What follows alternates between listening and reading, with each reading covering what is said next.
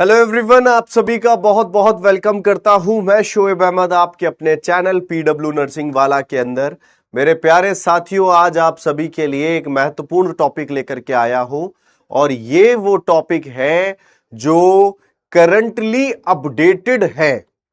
बहुत सारे चांसेस है कि इससे बहुत सारे क्वेश्चंस आने वाले और बहुत सारे चांसेस है कि हमारी काफी गलतियां हो सकती है अगर हमने ये पढ़ा नहीं तो। अगर पेपर में आपने क्लियरली नहीं पढ़ा तो आपकी बहुत सारी गलतियां भी हो सकती है।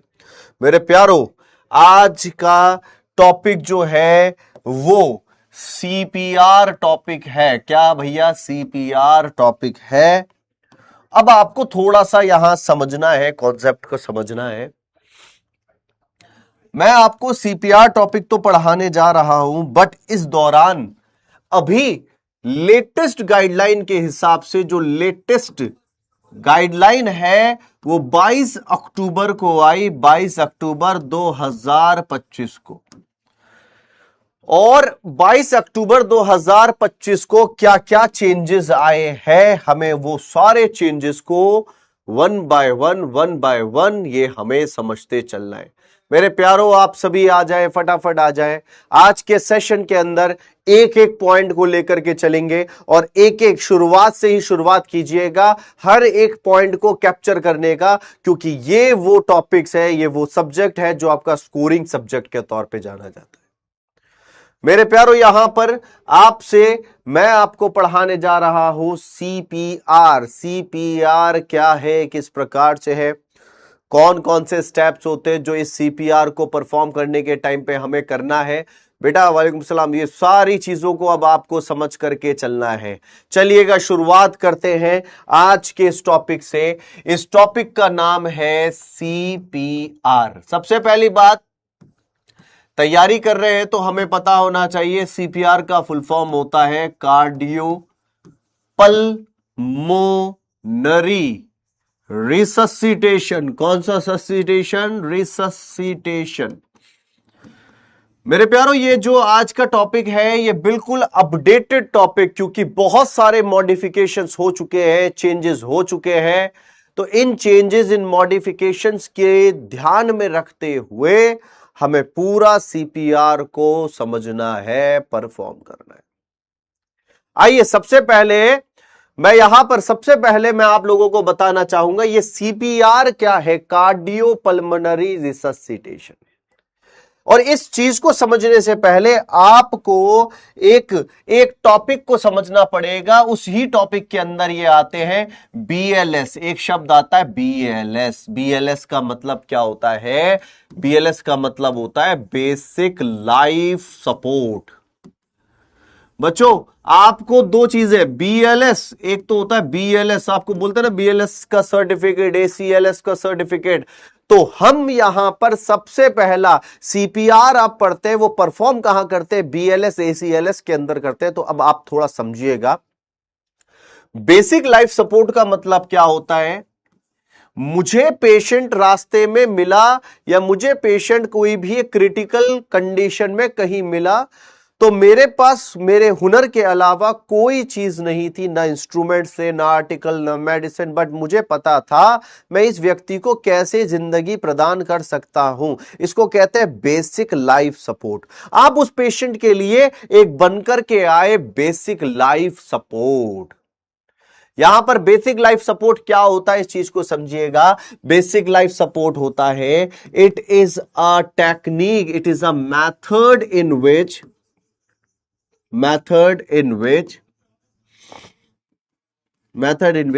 लाइफ सेविंग टेक्निक, या फिर method in which a life of a patient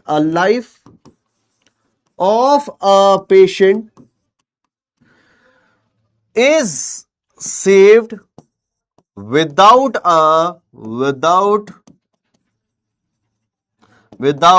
medicine, machine or equipments।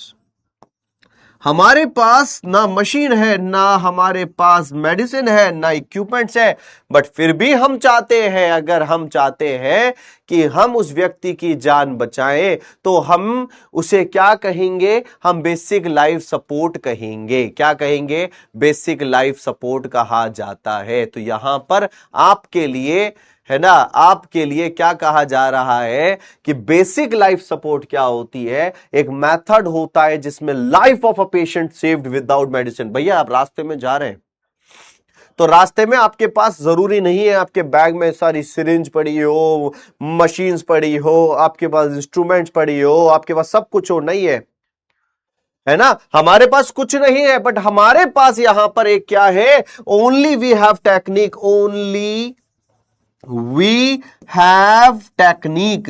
हमारे पास टेक्निक है कैसे हम जान बचाएंगे, तो यह कहलाता है सीपीआर। और जो टेक्निक होती है उस टेक्निक को हम क्या कहते हैं? उस टेक्निक को कहते हैं सीपीआर। और ये पूरा प्रोसीजर को हमने कहा बीएलएस। अंतर को समझिएगा। ये एबीसी वेबीसी गए बेटा, वो जमाने गए एबीसी वेबीसी के। अब अपडेटेड रहिएगा, अपडेटेड वाला मैं पढ़ा रहा हूं, ये क्या है क्या नहीं है पूरा। सीपीआर किस में आता है? दो चीजें समझिएगा। एक चीज आती है जिसको कहा जाता है BLS, basic life support. Patient की जान बचानी है, गांव में चल रहे थे, सैर करने गए थे, वहां पेशेंट मिला, जान बचानी है, तो हमारे पास टेक्निक है, उस टेक्निक को कहते हैं सीपीआर। दूसरी बात, ये प्रोसीजर तो बीएलएस कहलाया। Now time for ACLS। ACLS क्या होता है? ACLS stand for advance cardiac life support. ACLS का मतलब होता है एडवांस कार्डियक लाइफ सपोर्ट। बेटा आज की क्लास जिसने सीपीआर की नहीं देखी, उसने चाहे कितना ही सीपीआर पढ़ा हो, उसके काफी सारे क्वेश्चन गलत हो जाएंगे, क्योंकि काफी सारी चेंजेस आ चुके हैं। बच्चा भी बहुत सारी चीजें टू फिंगर टू थंब पे उलझ जा रह जाएगा और बहुत सारे गलत हो जाएंगे। तो अब पूरा क्लास है, इसको तसल्ली से सुनिएगा।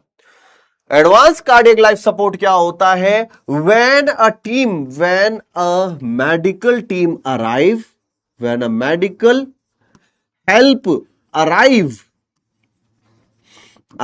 With machines. जब मेडिकल टीम आ गई, मेडिकल टीम चाहे एम्बुलेंस में आई हो, machines, medicine, equipments and other needs of patient.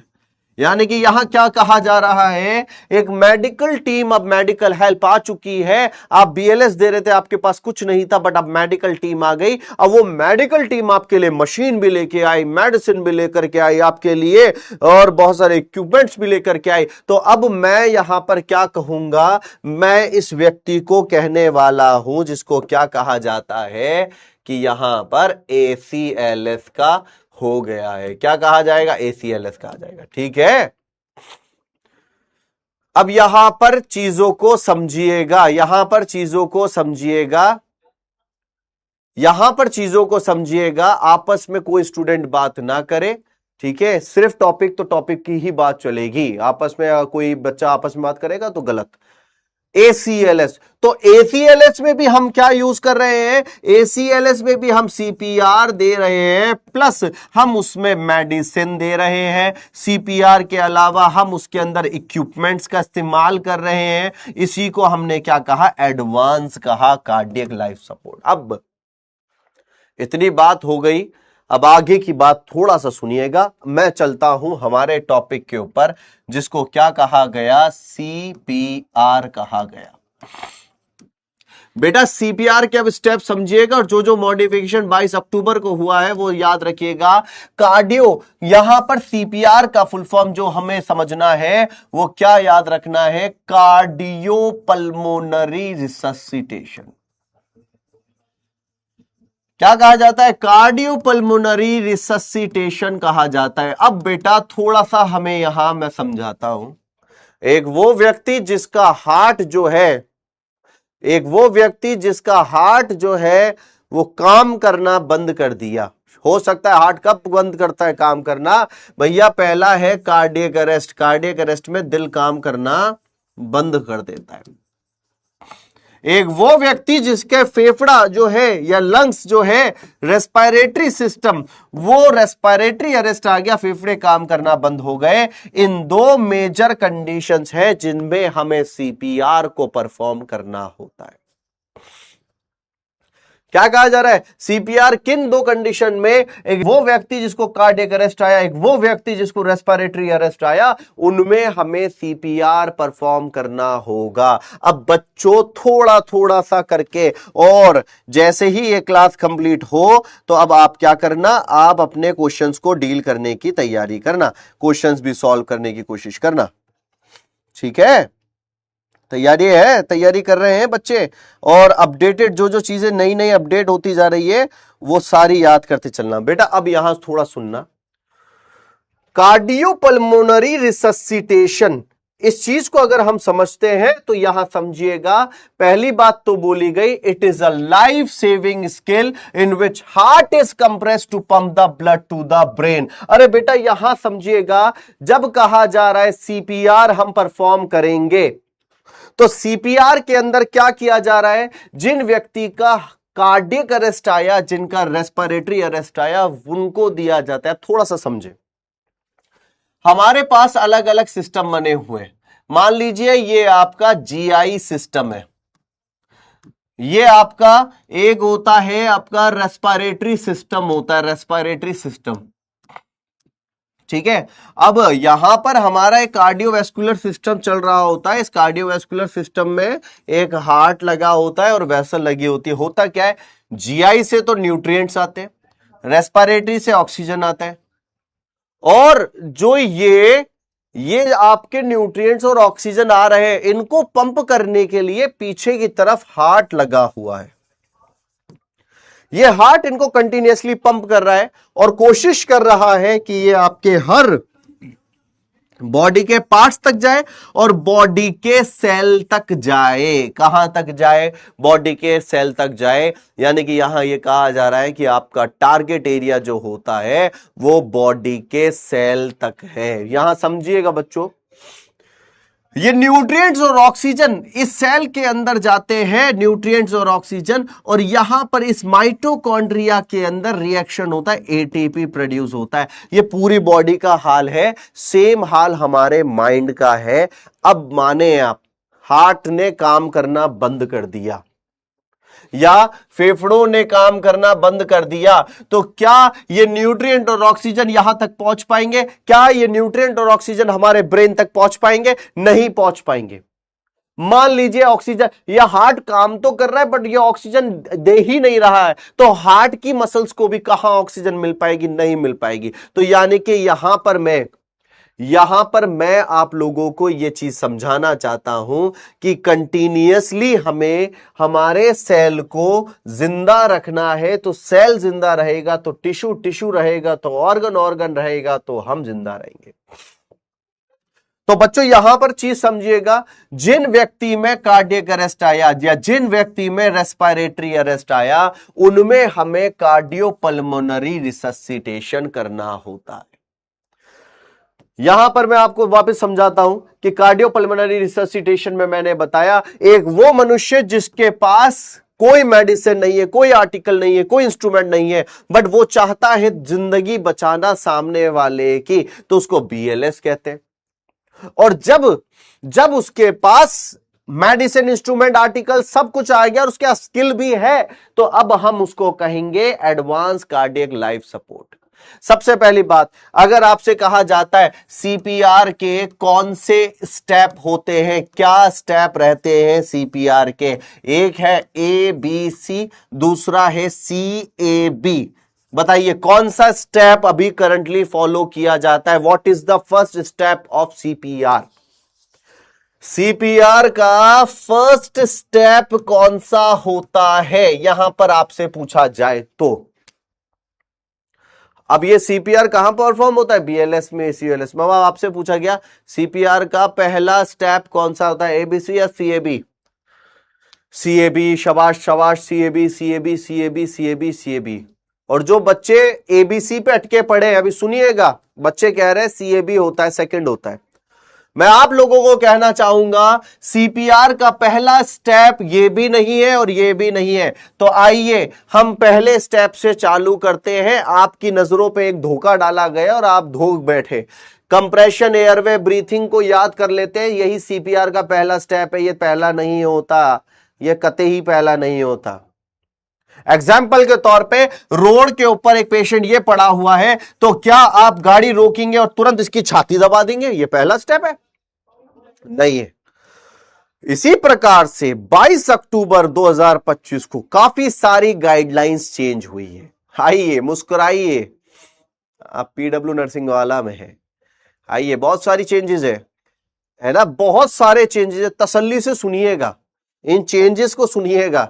जिसने मेरी क्लास ले ली वो सारे चेंजेस समझ जाएगा। तो हमने तो 2 ही ऑप्शन दिए थे बेटा, दूसरा ऑप्शन के बाद तीसरा ऑप्शन तुमने मांगा ही नहीं, तो मैं देता भी नहीं हूं। जो चीज तुम मांगोगे तभी जाकर के दी जाएगी। ठीक है, ठीक है भैया। तो यहां पर हम चलते हैं सीपीआर के स्टेप से पहले। अब मेरी बात सुनो, मैंने कहा एक मनुष्य जिसका कि कार्डियक अरेस्ट आ गया, कार्डियक अरेस्ट आ गया, उसको सीपीआर देना। अरे सीपीआर उनको नहीं दिया जाता है जो रात को किसी ने फूड पॉइजनिंग हुई, पेट में दर्द हो गया, वो पड़ गया, उसको सीपीआर नहीं दिया जाएगा। सांप आया, सांप काट गया और उसके बाद उसको सीपीआर दिएगा। गाड़ी वाला उड़ा करके चला गया और हल्का फुल्का सा खून आ रहा है, उसको सीपीआर दिया जाएगा। किसी को जुकाम है, उसको सीपीआर दिया ना। सीपीआर दिया जाएगा उस मनुष्य को जिसके कार्डियो या फिर पल्मोनरी सिस्टम बंद हो चुका है और हमें उस सिस्टम को वापस चालू करना है। इसको कहते हैं कार्डियो पल्मोनरी रिससिटेशन। रिससिटेशन का मतलब वापस पुनर्जीवित करना। आइए आइए, तो अब मैं देखिए, देखो मेरे प्यारो, अगर आपने 2 कंडीशन है, कार्डियक अरेस्ट या रेस्पिरेटरी अरेस्ट। एक मनुष्य जिसको रोड के ऊपर पड़ा, कार्डियक अरेस्ट आ गया या फिर रेस्पिरेटरी अरेस्ट आ गया, और उसको सीपीआर देने का गोल्डन टाइम 4 मिनट होता है। विद इन 4 मिनट, अरेस्ट के 4 मिनट के अंदर अंदर दे दिया तो बच जाएगा, वरना चांसेस ऑफ सर्वाइवल डिक्रीज हो जाएगा। यहां क्वेश्चन जो ये आपके 4 मिनट है, गोल्डन पीरियड के नाम से याद रखिएगा, गोल्डन पीरियड। बच्चों यहां पे कार्डियक अरेस्ट और रेस्पिरेटरी अरेस्ट यहां पर कैसे पहचानेंगे? मान लीजिए किसी व्यक्ति को कार्डियक अरेस्ट आया, आप कैसे पहचान लोगे कार्डियक अरेस्ट वाले को?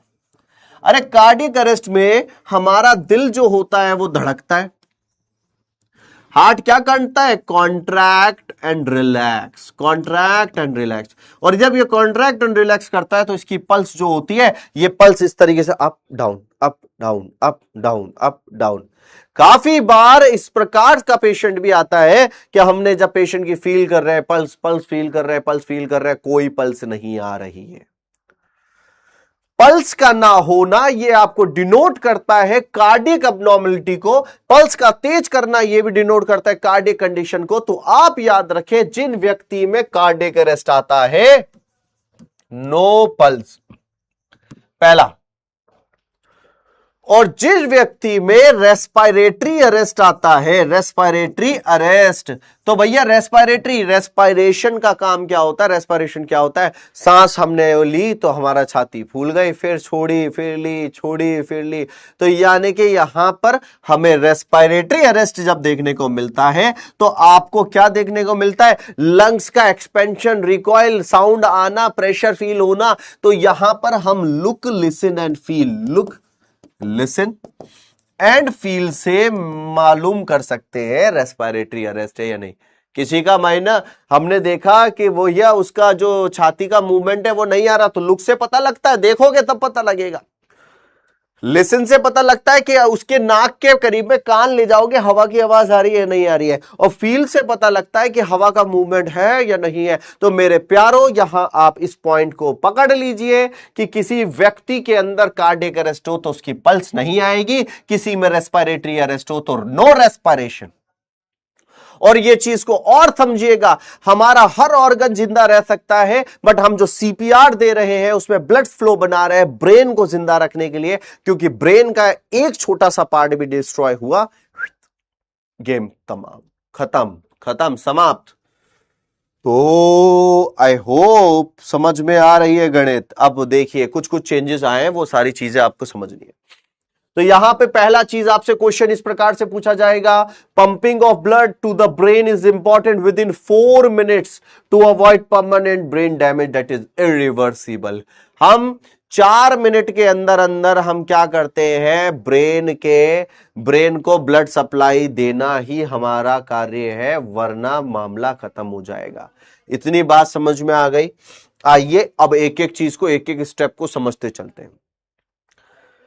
चलिए तो तारा ना बने, स्टेप्स ऑफ सीपीआर समझे। Steps of CPR, CPR cardiopulmonary resuscitation के क्या स्टेप होते हैं भैया? सबसे पहला स्टेप होता है दैट इज सीन सेफ्टी।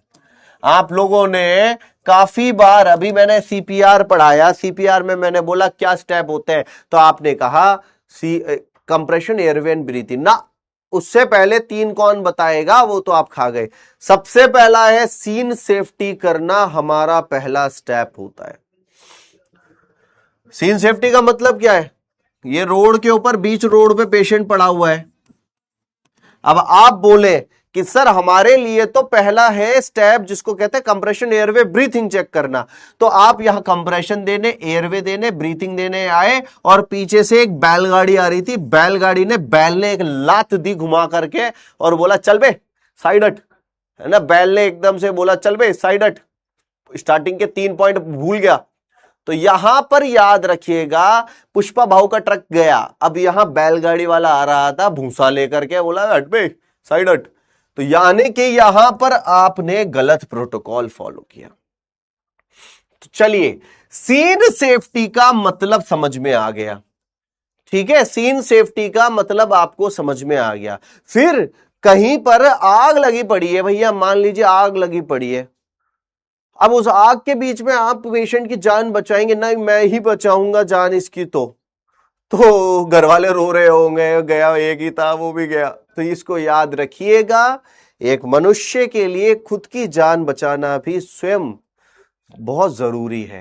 पहला है सीन सेफ्टी। और जहां जहां चेंजेस हुए हैं ना, वो सारे याद करते चलना, कौन कौन से चेंजेस हुए हैं, ठीक है। चलिएगा, तो सीन सेफ्टी क्या है? यहां पे प्लेस द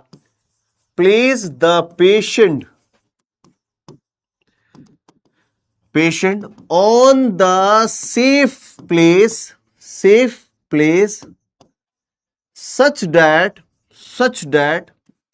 no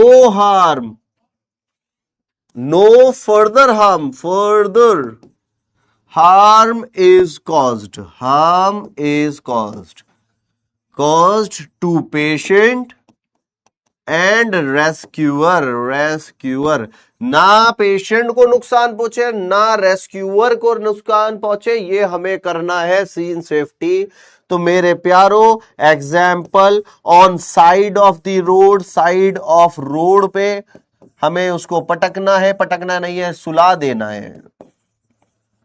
चलिए, तो पहला पॉइंट सभी के दिमाग में आ जाना चाहिएगा। आपस में दामिनी, किरण, ये आपस में कोई भी गलती से भी बात ना करे, वरना, ठीक है। Place the patient on the, वाह वेरी गुड, बहुत बढ़िया। तो चलिएगा, इतनी बात तो आप लोगों को वैसे ही आ गई। अगली बात, आज पूरा का पूरा समझना कौन सी गाइडलाइन ने क्या किया था। अभी 22 अक्टूबर को जो गाइडलाइन आई है, उसने क्या क्या चीजें चेंज हुई, और बहुत सेंसिटिव चीजें चेंज हुई है, हो सकता है आ जाए। सीन सेफ्टी, हमने रोड के साइड में काका जी हुए, ताई जी हुई, जो भी हुआ उनको साइड में कर दिया है। अब इस व्यक्ति को जो हमने साइड में किया, इसको डायरेक्ट हम सीपीआर का सी नहीं दे देंगे। पहले, उससे पहले, सीन सेफ्टी के पहले, है ना, सीन सेफ्टी से पहले क्या करना है? Check response. सीन सेफ्टी से पहले हमें करना पड़ेगा चेक रेस्पॉन्स, कि इसको हुआ क्या है, रेस्पॉन्स। Check response. अब बच्चों, चेक रेस्पॉन्स क्या चीज होती है, ये चीज को याद रखिएगा। चेक रेस्पॉन्स क्या होता है, ठीक है। चेक रेस्पॉन्स क्या होता है, इसको थोड़ा समझिएगा। हमारे पास जो पेशेंट पड़ा हुआ है, उसका रेस्पॉन्स चेक करें किसको कार्डियक प्रॉब्लम है, कुछ और प्रॉब्लम है, रेस्पिरेटरी है, इसके अलावा कुछ और प्रॉब्लम है, इसको रेस्पॉन्स से चेक करते हैं। सबसे पहले चेक रेस्पॉन्स में हमें करना है टेपिंग द शोल्डर। ये पहली प्रायोरिटी है, ऐसे ही step by step tapping the shoulder करा जाएगा। ये टेपिंग द शोल्डर क्या होता है? मनुष्य जो पेशेंट है उस पेशेंट की छाती के ऊपर हमें इस प्रकार से टेप करना। क्या आप ठीक है? क्या आप ठीक है? क्या आप ठीक है? यहां पर आप याद रखिएगा, तो आपको करना क्या है, आप पेशेंट के ऊपर स्टिमुलस दे रहे हैं। क्या आप ठीक है? स्टिमुलस आपका फिजिकल भी होना चाहिए और आवाज भी होनी चाहिए। तो यहां पर आपने क्या किया, टेपिंग द शोल्डर। क्या आप ठीक है, हमें करना है। टेपिंग द शोल्डर में क्या कर रहे हैं हम, पेशेंट के tap the shoulder of the patient, shoulder of the patient and ask are you okay, are you okay. आप टेप करें और पेशेंट के शोल्डर पे टेप करें और पूछे क्या आप ठीक है? ठीक है, तो इसको क्या कहा जाता है, आर यू ओके कहा जाता है। ठीक है, तो ब्लू वाली पीपीटी में बच्चों को दिखने में प्रॉब्लम हो रही थी। ठीक है, चलिएगा।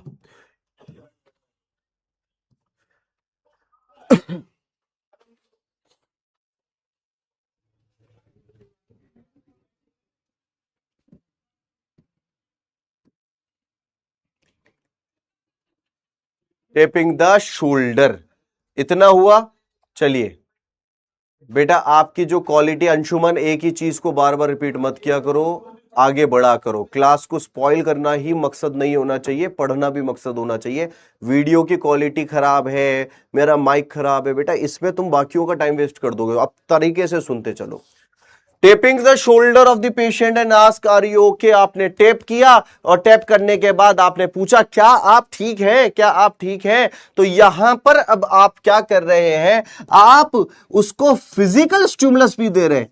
फिजिकल स्टिमुलस कैसे दे रहे हैं कि मैंने जब उसका कंधा थपथपाया तो हो सकता था उसको सुनाई ना दे, उसके बाद उसको टैप करने से उठ जाए।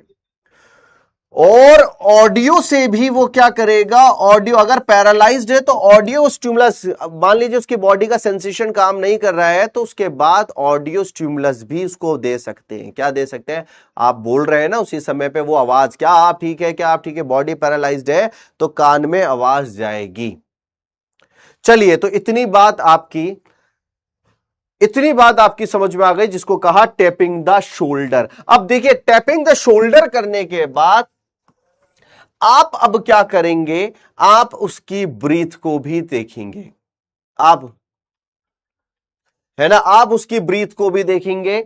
आप ब्रीथ को कैसे देखेंगे, यहां पे चेक ब्रीथिंग क्या कहा जाता है, चेक ब्रीथिंग कहा जाता है।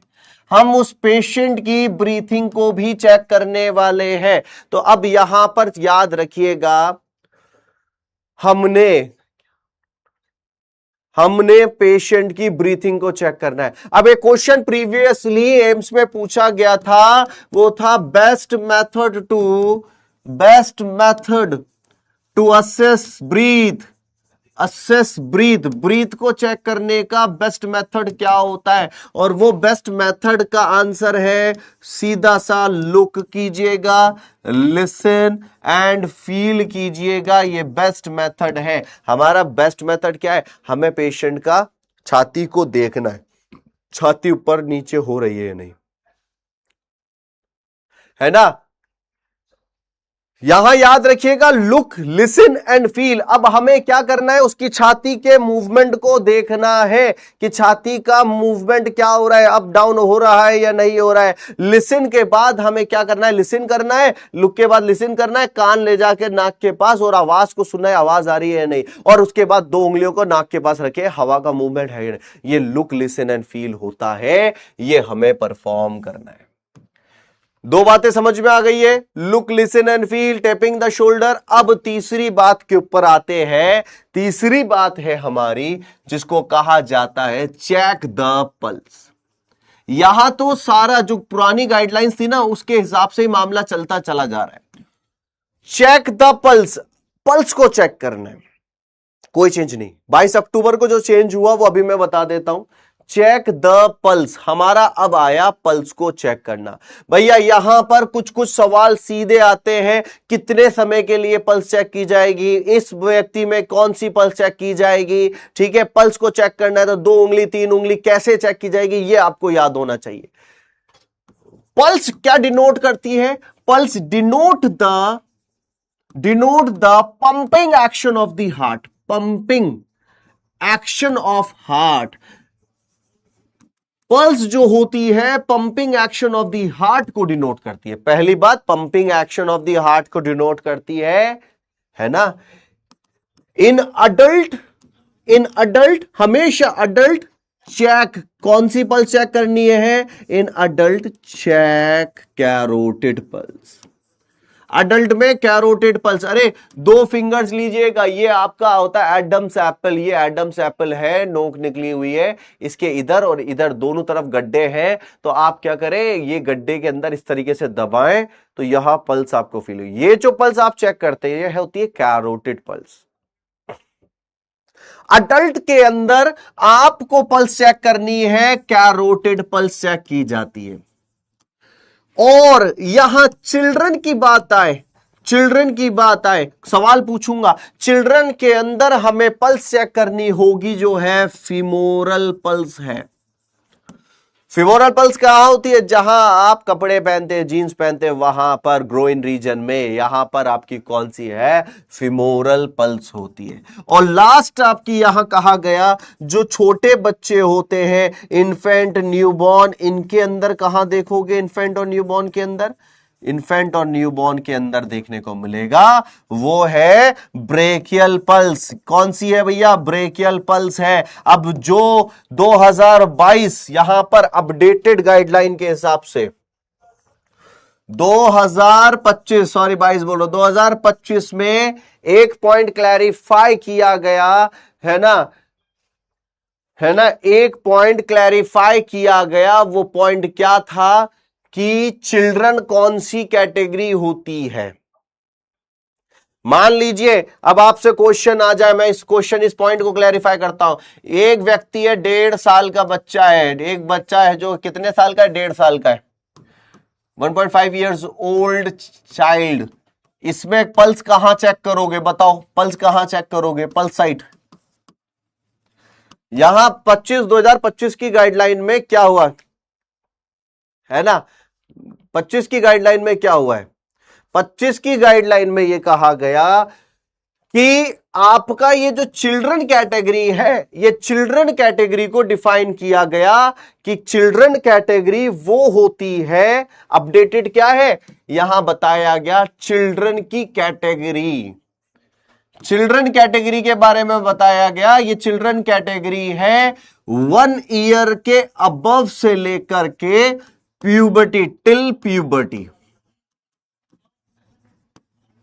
ये क्लैरिफाई किया गया। जो 22 तारीख को, जो 22 अक्टूबर को जो अपडेटेड गाइडलाइन आई उसमें बोला गया 1 साल से लेकर के प्यूबर्टी तक के बच्चों को चिल्ड्रन की कैटेगरी में। तो बेटा यहां पहला कुछ पॉइंट्स में चेंजेस है, वो सारे समझते चलो। पहली बात तो ये बोली गई कि पल्स क्या होती है, हमने समझा। अडल्ट मिले तो अडल्ट में कैरोटिड पल्स, चिल्ड्रन मिले तो चिल्ड्रन में फीमोरल पल्स, उससे छोटा इन्फेंट या न्यूबॉर्न मिले तो ब्रेकियल पल्स।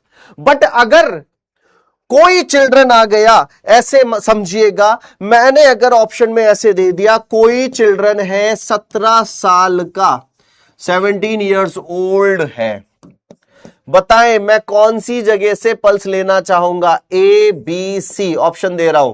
कैरोटिड, बी होता है फीमोरल, सी होता है आपका नन। 17 साल का बच्चा है, अब यहां पर अब प्यूबर्टी का भी उन्होंने क्या बोला, प्यूबर्टी का भी थोड़ा सा वो कॉन्सेप्ट भी समझाना चाह रहा हूं।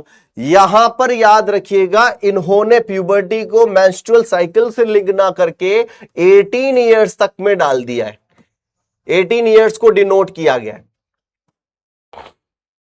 यहां पर अब आपको कैरोटिड पे जाना है, तो ऑब्लिक में थोड़ा सा समझ लीजिए, चिल्ड्रन की पल्स फिमोरल होती है मेजरली, एंड देन हम क्या करते हैं, हम कैरोटिड पल्स को हम चेक करते हैं। कैरोटिड पल्स अगर उसका साइज, उस बच्चे का साइज बड़ा है, अडल्ट की कैटेगरी का है, तो हम कैरोटिड, तो ऑब्लिक करके ये मैंने अगर पल्स ली है और मैंने पल्स को यहां पर हमने फील किया है, तो ये जो पल्स फील होगी ये लगभग 10 सेकंड के अंदर अंदर फील हो जाएगी। कितने सेकंड में फील हो जाएगी? 10 सेकंड के अंदर अंदर फील हो जाएगी।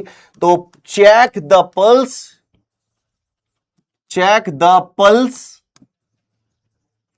इन 5 to 10 सेकेंड, 5 से 10 सेकेंड तक में बाय काउंटिंग 1001,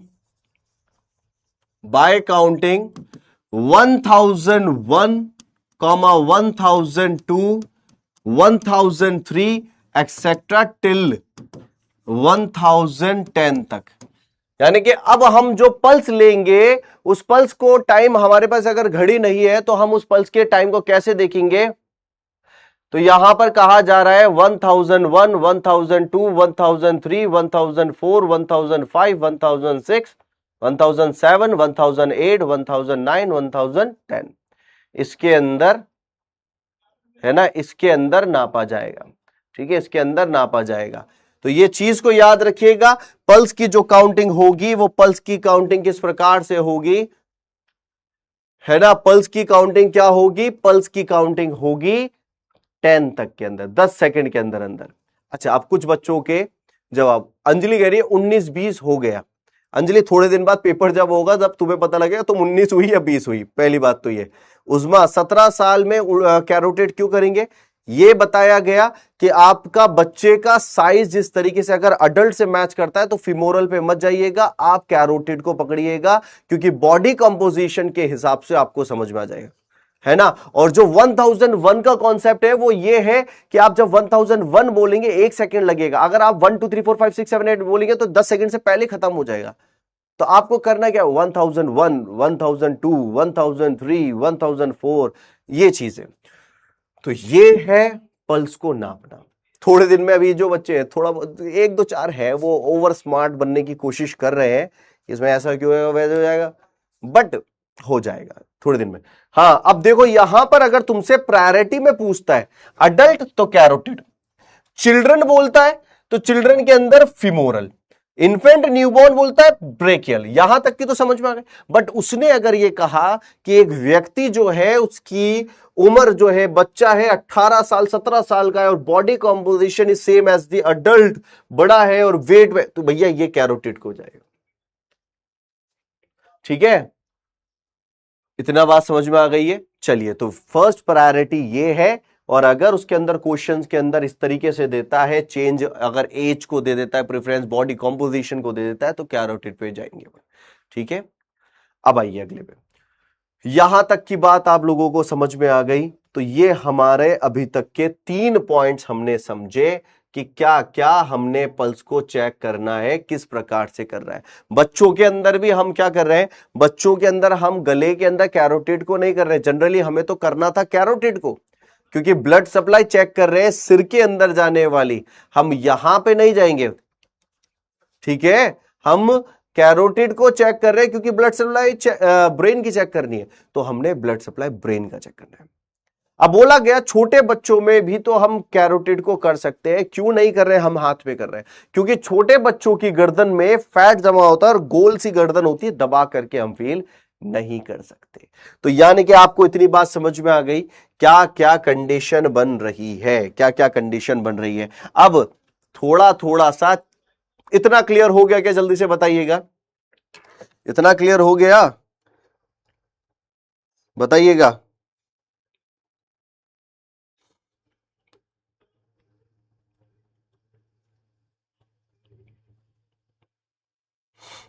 बताइए, इतना समझ में आ गया? चलिए, अब यहां पर यही गाइडलाइन थी, यही चेंज था पहला चेंज तो यही था जो उम्र का चेंज किया गया। पहले हमने कंफ्यूजन रहा कि यार कौन सा रहेगा क्या रहेगा, तो आपको यह बात क्लियर हो गई है। पहला अडल्ट के अंदर कैरोटेड, दूसरा चिल्ड्रन ग्रुप रखा जाए तो चिल्ड्रन अब 1 साल से 18 साल तक के सारों को चिल्ड्रन में डाला गया। 1 साल वाला इन्फेंट न्यूबॉर्न जो आ गया, तो अब न्यूबॉर्न इन्फेंट अलग, चिल्ड्रन की कैटेगरी अलग, अडल्ट की अलग चल रही है। अब आइए अगली बात पे। अगला काम, यहां तक तो हमने क्या सिनेरियो क्रिएट किया, पेशेंट जो था वो रोड पे पड़ा हुआ था, तो हमने पहले ऑप्शन में सीन सेफ्टी को ध्यान में दिया। सीन सेफ्टी के बाद दूसरा था चेक रेस्पॉन्स। तो देखिए पहले में तो मैंने पेशेंट को उठाया साइड में कर दिया, दूसरे में मैंने इस पेशेंट के रेस्पॉन्स को चेक किया। मान लीजिए मैं ये सेकंड ऑप्शन ना करके छाती दबाता, वो उठ जाता, उसकी इंजरी हो जाती, क्योंकि सीपीआर में रिब फ्रैक्चर्स के चांसेस होते हैं। अब आप यहां थोड़ा थोड़ा समझिएगा, चेक रेस्पॉन्स किया, मैंने उसको टैप किया, अब वो टैपिंग के टाइम पर वो उठ जाता तो ठीक था, वो टैप करने पर नहीं उठा तो मतलब कोई प्रॉब्लम है। इस प्रॉब्लम को कंफर्म करने के लिए मैंने उसकी ब्रीथिंग पैटर्न देखा, ब्रीथिंग पैटर्न नहीं चल रहा तो मतलब कुछ प्रॉब्लम है, और कंफर्म किया कि इसका पल्स चेक किया अडल्ट में यहां किया, छोटे बच्चों में इन्फेंट न्यूबॉर्न में यहां किया, फिमोरल मैंने चिल्ड्रन में किया, पल्स भी नहीं आ रहा था, मतलब उसका हार्ट काम नहीं कर रहा, फेफड़े काम नहीं कर रहे, डेट इज चेक रेस्पॉन्स। अब तीसरा काम है हमारा कॉल फॉर हेल्प। हमारा तीसरा क्या काम है, call for help with AED. अब हमें यहां पे तीसरे स्टेप में मदद मंगवानी है, क्योंकि सीपीआर हो सकता है आधा घंटा चले, हो सकता है 45 मिनट चले, सीपीआर चलता रहेगा। तो तीसरा काम मदद मंगाएं, चिल्लाएं आप। और यहां पर बोला गया, एक शब्द का प्रयोग किया गया एईडी, तो तीसरे स्टेप में हमें चिल्लाना है। अब देखिए आप मदद मंगवा सकते हैं, कैसे मंगवा सकते हैं, चिल्ला के मेरी मदद कीजिए, मेरी मदद कीजिए, प्लस आप फोन कर सकते हैं, आप दूसरे को बोल सकते हैं कि मेरी मदद कीजिए भाई। तो यहां पर हो क्या रहा है, जब आप इस प्रकार से चिल्लाएंगे, मदद मांगेंगे, तो दूसरा टीम को बुलवाएगा, एम्बुलेंस को बुलवाएगा, जब तक आप अपना सीपीआर करेंगे। तो यहां आस्क द पेशेंट,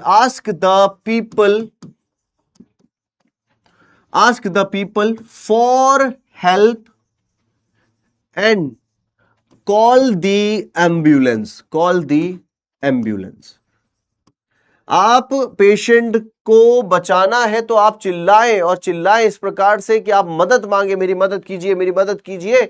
दूसरा एक व्यक्ति जो खड़े हुए एम्बुलेंस को कॉल करने में लगे हुए हैं, और यहां पे बोला गया विथ एईडी। अब एईडी क्या होता है, इसके ऊपर एक फुल फॉर्म पे सवाल बन चुका है, पूछा जा चुका है, एईडी क्या होता है। आप सभी अपना अपना जवाब दें, क्लास हो सकता है लंबी चली जाए। एईडी का फुल फॉर्म सभी को आना चाहिए। एईडी का फुल फॉर्म होता है ऑटोमेटेड एक्सटर्नल डिफिब्रिलेटर। कई बच्चे बोलते हैं एक्सटर्नल डिफिब्रिलेटर है ना, automated external defibrillator, automated external defibrillator एक ऐसी मशीन होती है जो हमारे हार्ट को शॉक देती है, और शॉक देके जिंदा कर देती है। तो उस मशीन को क्या कहा गया, एईडी मशीन कहा गया। देखो बेटा, दो चीजें आप समझिएगा, हमारा एक तो ब्रेन और एक हमारा हार्ट, इन दोनों को, ये दोनों वर्क करते हैं इलेक्ट्रिकल सिग्नल्स के ऊपर। हमारे ब्रेन के अंदर भी न्यूरॉन्स जो होते हैं वो काम कैसे करते हैं, इलेक्ट्रिकल सिग्नल्स पे काम करते हैं। सेम ब्रेन और हार्ट में, जब ब्रेन किसी का काम नहीं होता है तो ईसीटी दे करके हम उसको वापस सही करते हैं। हार्ट जहां काम नहीं होता तो एईडी दे करके, शॉक दे करके हम उसको जिंदा करते हैं। ये हार्ट के ऊपर जब हम शॉक देते हैं, हमारा हार्ट जनरली, एक क्वेश्चन पूछता हूं, आप लोग जवाब दीजिएगा। हार्ट जो है, हार्ट बीट्स, हमारी हार्ट रेट कितनी होती है पर मिनट के हिसाब से, बताइएगा। अब आप लोगों में से डिसाइड हो जाएगा कौन कितना पढ़ रहा है या कौन एग्जाम के लायक पढ़ रहा है, कैसे पढ़ रहा है। हार्ट बीट कितनी होती है, जल्दी बताएं। हार्ट बीट कितनी होती है भाई?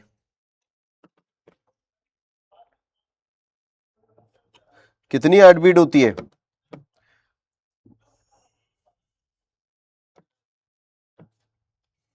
और आज जो अपडेटेड हुआ है,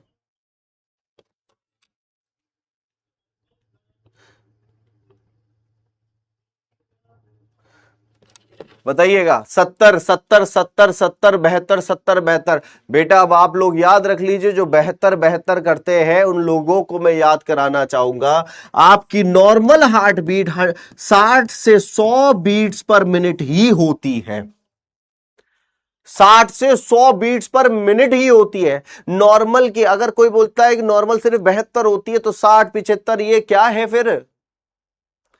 ज्यादातर लोगों में 72 71 ये मिल जाती है, बट हमें 60 से 100। अब देखिए, जब दिल धड़क रहा है 60 से 100 बीट्स पर मिनट के हिसाब से धड़क रहा है, तो कभी कभी ये बहुत तेज हो सकता है, हाई हो जाती है हार्ट रेट, कभी कभी लो हो जाती है हार्ट रेट, कभी कभी बंद हो जाती है हार्ट रेट, स्टॉप हो जाती है। तो ऐसी कंडीशन में आप शॉक दे रहे हैं। इसकी धड़कनों को कंट्रोल्ड में लाने के लिए, एरिथमिया डिसरिथमिया हो रहा है, कंट्रोल में लाने के लिए शॉक। ये जो मशीन होती है, आपने देखा होगा, छाती के ऊपर ऐसे लगाते हैं और करंट दिया जाता है, तो वो शॉक जाता है और शॉक जाने से आपके हार्ट रेट कंट्रोल में आती है। पहला पॉइंट तो आपने यहां तक समझ लिया। एईडी तक हमने ये बात समझी कि एईडी हमें क्या करना है, एईडी हमें देना है। ठीक है, तो 3 पॉइंट आपके क्लियर। चौथा पॉइंट पे चलिएगा। चौथा पॉइंट है स्टार्ट कंप्रेशन। भैया स्टार्ट कंप्रेशन। अब आप छाती नहीं दबाएंगे तो पेशेंट के बॉडी का ब्लड ऑक्सीजन को लेकर के ब्रेन में नहीं जाएगा, क्योंकि ये हार्ट काम करना बंद कर चुका है। और जब ये हार्ट काम करना बंद कर चुका है तो ब्लड सप्लाई यहां बंद हो गई है, और जब यहां बंद हो चुकी है तो यहां बंद होने के बाद सब कुछ बंद है। तो अब आपको यहां पर यह बात याद रखनी है कि कंप्रेशन ऑफ द हार्ट का मतलब है आप पेशेंट की छाती को दबा रहे हैं, इस छाती के अंदर ही हार्ट है, वो हार्ट भी दब रहा है, दब रहा है, दब रहा है, दब रहा है, हार्ट भी दब रहा है। ये हार्ट दबता रहेगा, ब्लड जाता रहेगा। ये हार्ट दबाइए, ब्लड पहुंचाइए, हार्ट दबाइए, ब्लड पहुंचाइए। चेंजेस कहां है? वो यहां है। ठीक है, चलिए तो हम यहां करते हैं।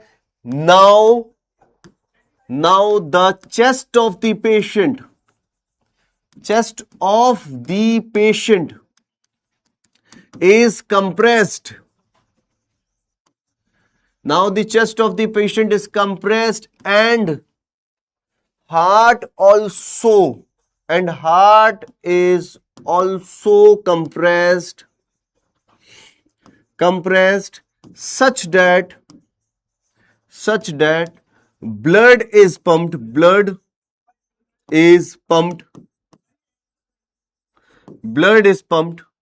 to the brain, ब्रेन तक ब्लड जो है वो पंप होगा। ब्लड को पंप करना है ब्रेन तक में, तो इसलिए हमें छाती दबानी है। अब कुछ बातें समझे। छाती दबानी है तो कहां दबाएंगे, किस प्रकार से दबाएंगे? पहली बात समझिएगा, मैं आपको लोकेशन ऑफ हैंड बताता हूं। लोकेशन फॉर कंप्रेशन के लिए क्या लोकेशन होगी? Location for compression. भैया कंप्रेशन के लिए कहां पर रहेगा? अब काफी बच्चों के अंदर है, काफियों से अगर मैं पूछता हूं अडल्ट में कितना दबाया जाता है, कितना होता है, वो सारी बातें अभी है। लोकेशन ऑफ द कंप्रेशन क्या रहने वाला है, कहां दबाएंगे? बेटा ये हमारी बीच की हड्डी है, इस हड्डी को कहते हैं स्टर्नम कहा जाता है। ये जो हड्डी आपके गले में ये बीच में है ना, ये वाली हड्डी, इसको स्टर्नम कहा जाता है। ये कुछ इस प्रकार की हड्डी होती है, मैं आपको दिखाता हूं, और उस हड्डी के लोअर पार्ट पे दबाया जाता है। ये आपके हार्ट है, इस हार्ट के ऊपर पूरा का पूरा रिबकेज लगा हुआ है, और इस रिबकेज के अंदर आप देखेंगे यहां पर हम हाथ को रख करके हार्ट को दबाया जाता है। ये आपका, ये हुई आपका क्या, ये हार्ट को दबाना है यहां, इसको कहते हैं ज़िफॉइड प्रोसेस। इसको छोटे में ज़ीफी कहते हैं, ज़िफॉइड प्रोसेस कहा जाएगा। किसका भाग है भैया? ये एक स्टर्नम बीच वाली हड्डी का भाग होता है ज़िफॉइड प्रोसेस।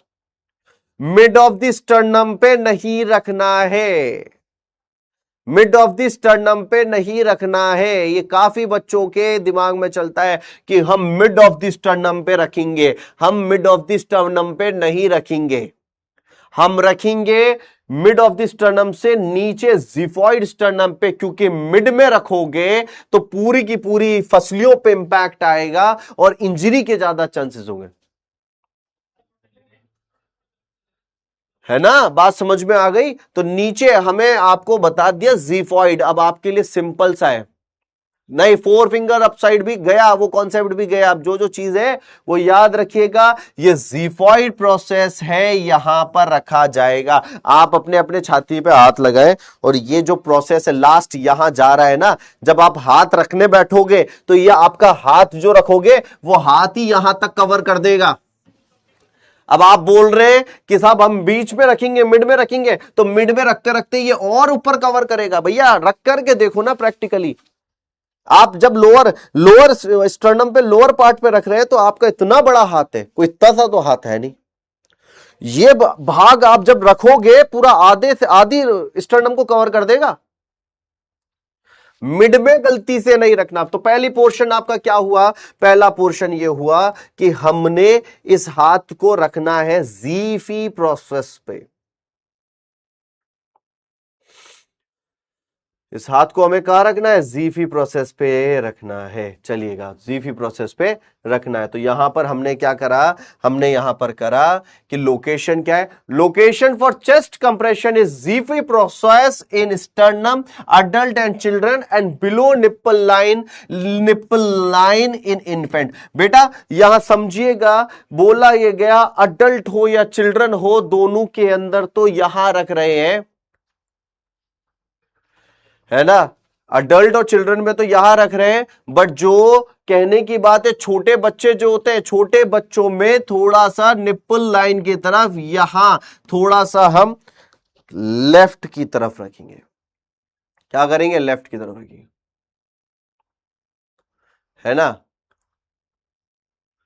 बात समझ में आ गई? पहली बात तो यहां तक के पोर्शन में मैंने आपको क्या समझाया कि हमने ये समझा हाथ कहां रखना है। अब देखिएगा, इतनी बात आप लोगों को समझ में आ गई। अब मैं यहां पर कुछ बातें बोलता हूं। अडल्ट जो व्यक्ति होता है, अडल्ट व्यक्ति के अंदर आपको दोनों हाथों को इस प्रकार से रखना पड़ेगा, ठीक है।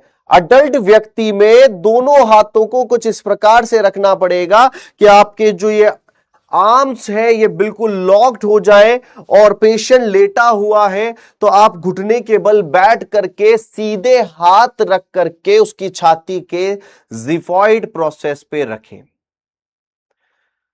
कहां रखें? ज़िफॉइड प्रोसेस पे रखें। तो यानी कि अब यहां पर आपने क्या किया? आप पेशेंट के ऊपर, पेशेंट के पास में बैठे, लीन डाउन हो जाना है घुटने के बल, और पेशेंट के सामने बिल्कुल छाती के ऊपर इस प्रकार से हाथ को लॉक कर लेना है, और लॉक करने के बाद ज़िफॉइड पे हाथ को रखना है। तो पहली बात आप लोगों को अडल्ट की बात समझ में आई। तो अडल्ट में हमें क्या रखना है? Use both hand, use two hands straight and upright, straight and upright on the sternum, हमें दो हाथों का प्रयोग करना है, सीधे होकर के सीधे हाथ रखने हैं, हैंड को लॉक करना है। लॉक का मतलब है ऐसा ना हो जब छाती दबे तो आप ऐसे ऐसे कर रहे हैं, छाती दबेगी तो कंधे के दम से दबेगी, इस प्रकार से आपको दबाना पड़ेगा। तो हम क्या कर रहे हैं, अडल्ट के अंदर दो हाथों को लॉक करके स्ट्रेट करके जीफी पे रख रहे हैं। क्या आप लोगों को इतनी बात समझ में आ गई है? बताइए भाई, फटाफट बताइएगा, समझ में आ रही है बातें?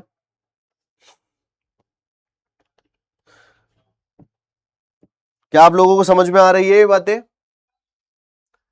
अब मेरी बात सुनिएगा, अब आप आगे की तरफ बढ़ते हैं, थोड़ा थोड़ा आगे की तरफ बढ़ते हैं। बातें समझ में आ रही है? कौन सी किस प्रकार से? दो हाथों को। अब चिल्ड्रन के अंदर क्या किया जाता है? चिल्ड्रन के अंदर, चिल्ड्रन कौन सी कैटेगरी भैया? 1 ईयर के अबव वाली, जो 1 ईयर से 18 ईयर्स तक में जा रही है, उन कैटेगरी को क्या कहते हैं? चिल्ड्रन कहा जाता है। इस कैटेगरी में क्या कहा गया? आपको हाथ कैसे रखना है। इस कैटेगरी में यह कहा गया, आप बच्चों के अंदर एक हाथ जो है वो क्या करने वाले हैं? एक हाथ से छाती दबाएंगे। क्या करेंगे? यूज वन हैंड, या यूज वन हैंड, हम एक हाथ का प्रयोग करेंगे। यूज वन हैंड, एक हाथ का प्रयोग करेंगे। फॉर इफेक्टिव कंप्रेशन, हम एक हाथ का प्रयोग करेंगे इफेक्टिव कंप्रेशन के लिए। इतनी बात समझ में आ गई? यानी कि हम यहां पर क्या करने वाले हैं? एक हाथ का प्रयोग करेंगे इफेक्टिव कंप्रेशन के लिए। वहां हम क्या करने वाले हैं? दोनों हाथों का प्रयोग करेंगे इफेक्टिव कंप्रेशन के लिए। अब मैं क्वेश्चन आपसे पूछता हूं, क्वेश्चन अगर आ जाए, एक न्यू बॉर्न है और उस न्यू बॉर्न के अंदर मुझे कंप्रेशन करने हैं, तो मुझे बताएं कंप्रेशन हम कैसे कैसे करेंगे। आराम से सुनिएगा, पहले ऑप्शन देखिएगा फिर जवाब दीजिएगा। यूज 2 फिंगर, 2 थंब, 2 थंब का यूज करेंगे। Both A and B, D है नाइदर, या फिर डी सिंपल रख लो, नन ऑफ दीज। ज्यादा भी कॉम्प्लिकेट नहीं करते हैं। न्यूबॉर्न के अंदर कंप्रेशन देना है तो आप न्यूबॉर्न में कैसा कंप्रेशन देंगे? बताइएगा, न्यूबॉर्न में कैसा कंप्रेशन दिया जाता है? न्यूबॉर्न में कैसा? बच्चों जवाब दीजिए। C both A and B, शाबाश। सी, बी वाले हैं नंदिता, सी सी बी सी। आशीष ने कहा B, very good. Thumb is more reliable की बात नहीं है यार, रिलायबल की। जैस्मीन ने बोला A and B, C C B C, okay A. चलिए अब आगे का कहानी को सुन लीजिए। जो बच्चे गलती कर रहे हैं उन लोगों के लिए बताना चाहूंगा, जो चेंज आया है अमेरिकन हार्ट एसोसिएशन ने 22 अक्टूबर 2025 को जो चेंज दिया है वो ये है कि हम पहले 2 फिंगर्स एंड थंब का प्रयोग करते थे, 2 फिंगर्स का प्रोसेस बंद हो चुका है। अब हम 2 फिंगर्स का प्रोसेस को बंद कर चुके हैं, ये बात याद कर लीजिए भैया। दूसरा अपडेट याद कर लीजिए, हमने बंद कर दिया है 2 फिंगर वाला मामला। ठीक है, 2 फिंगर्स वाला मामला क्या है? बंद कर दिया गया है भैया। 2 फिंगर्स वाला मामला बंद कर दिया गया है। ठीक है, क्लियर हो गया।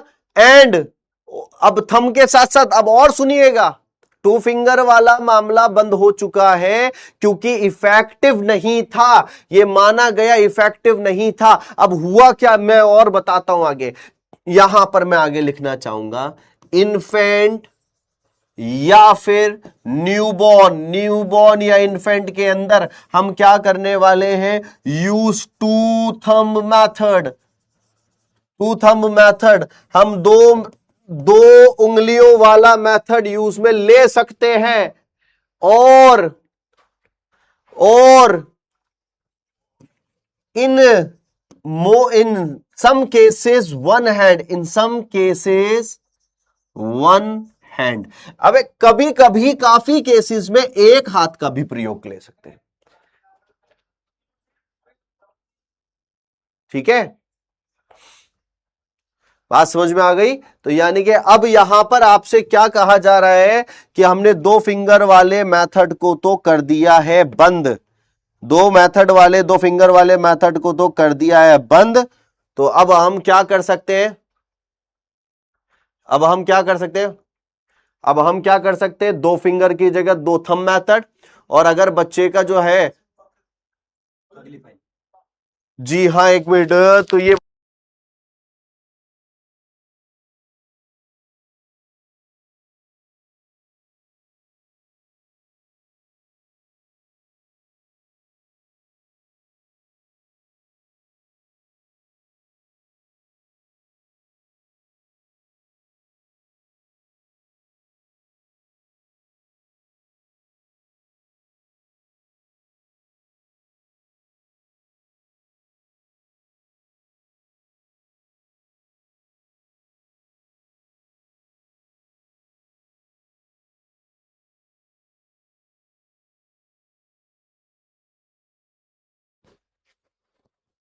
आ रही है आवाज,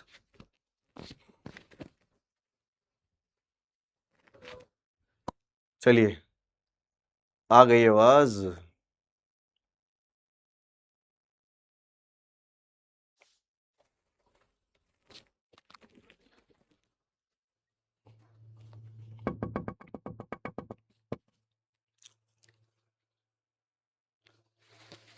हेलो हेलो हेलो हेलो, आवाज आ रही है?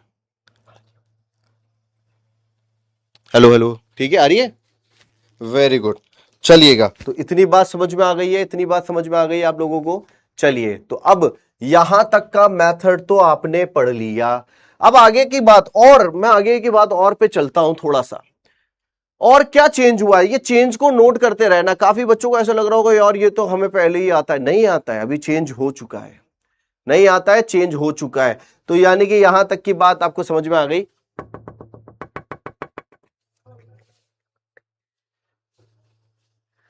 ठीक है, यहां तक की बात आपको समझ में आ गई। अब आगे की बात अब हम करते हैं, कितना छाती को दबाना है, depth of compression, depth of compression. हमें छाती जो दबानी है वो कितनी दबानी है, कितने अंदर तक जाएगा। क्वेश्चन आपसे पूछता हूं, हाँ अगर इनफेंट में आ रहा है दो प्रायोरिटी जाएगी, दो अंगूठे वाला दो थंब मेथड पे जाएगी। अब मैं क्वेश्चन पूछ रहा हूं आपसे, क्वेश्चन आ जाए एम्स में या कहीं पे भी आ जाए कि हम अडल्ट के अंदर कंप्रेशन देंगे, अडल्ट में कंप्रेशन देंगे, अडल्ट में कंप्रेशन देंगे, तो इसकी डेप्थ बताएं। पहला ऑप्शन देता जा रहा हूं, पहला होगा 1.5 से 2 इंच, दूसरा होगा 1.5 से, ठीक है, 2.5 इंच, तीसरा होगा 1 से 1.5 इंच, चौथा होगा 1.5 से 2.4 इंच, पांचवा होगा 2 इंच। बताइएगा अडल्ट कंप्रेशन की डेप्थ कितनी होती है इंचेस में। चलो भाई सभी जवाब देना चालू कर दीजिएगा, अडल्ट की डेप्थ कितनी होगी अगर कंप्रेशन देना चाहेंगे। 2 से 2.5, बहुत बढ़िया, तिया ने जवाब दिया 2 से 2.5, 1.5 से 2, 2 से 2.5, वेरी गुड। ए बी सभी चल रहे हैं ए बी पे, A B A B A B A B A B, ये भी ये भी ये भी ये भी अपडेटेड है, ये भी अपडेटेड है, अपडेटेड अपडेटेड है ना, updated by American Heart Association. अक्टूबर के महीने में सर्दियां पड़ने वाली थी, उससे पहले अपडेट कर दिया गया। तो चलिए मेरे प्यारो, आप लोग मेरी क्लास देख रहे हैं तो आपको सारी चीजें मैं समझा भी रहा हूं भैया क्या मामला चल रहा है इस जमाने में, क्या मामला चल रहा है, हम जैसे पढ़ा रहे हैं तो मामला क्या चलता जा रहा है। ठीक है, आइए क्या है अपडेटेड में बताता हूं। जिस जिस व्यक्ति ने ए आंसर दिया उनके आंसर को मैं मुबारकबाद देना चाहूंगा, इनका सबसे पहले इनका गलत था। बी वालों का दूसरे नंबर पे गलत था, सी वालों का तीसरे नंबर पे, और जिन्होंने डी दिया ये सही है भाई।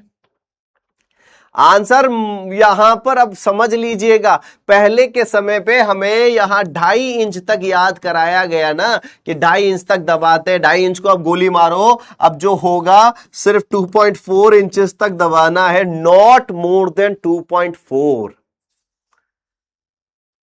Not more than 2.4। तो अब नई नई चीजों में आप ध्यान दें, डेप्थ ऑफ कंप्रेशन अडल्ट में कितना जाना चाहिए, अडल्ट अडल्ट में कितना जाना चाहिए भैया, 2 से लेकर के 2.4 इंच तक जाएगा, तो 2.5 भूल जाना है ना, भूल जाना भूल जाना, तो भूल ही जाना अब से तुम, 2.5 को भूल जाना, 2.4। आई होप सो अब जो बाकी के डिपार्टमेंट्स हैं वो भी अपडेट कर लेवे, क्योंकि अगर अपडेट नहीं करेंगे और वो 2.5 लेकर के चलेंगे, हाँ फिर अपने पास ये है कि अपन अमेरिकन हार्ट एसोसिएशन वाली फाइल को उठा करके उनके पास फेंक देंगे, लो करो अब अपडेट,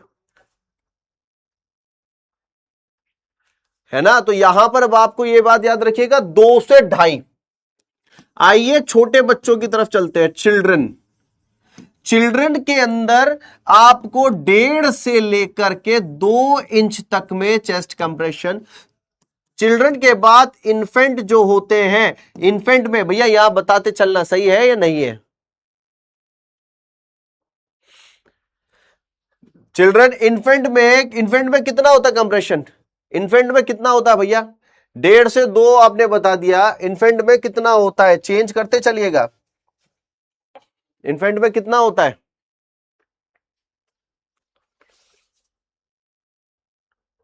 हाँ बेटा जो रेगुलर बैच में किया है ना, रेगुलर बैच में जो पिछले बैच में किया है वो तो भैया गाइडलाइन आने से पहले किया है, अब गाइडलाइन आ गई तो भैया चेंज होगा।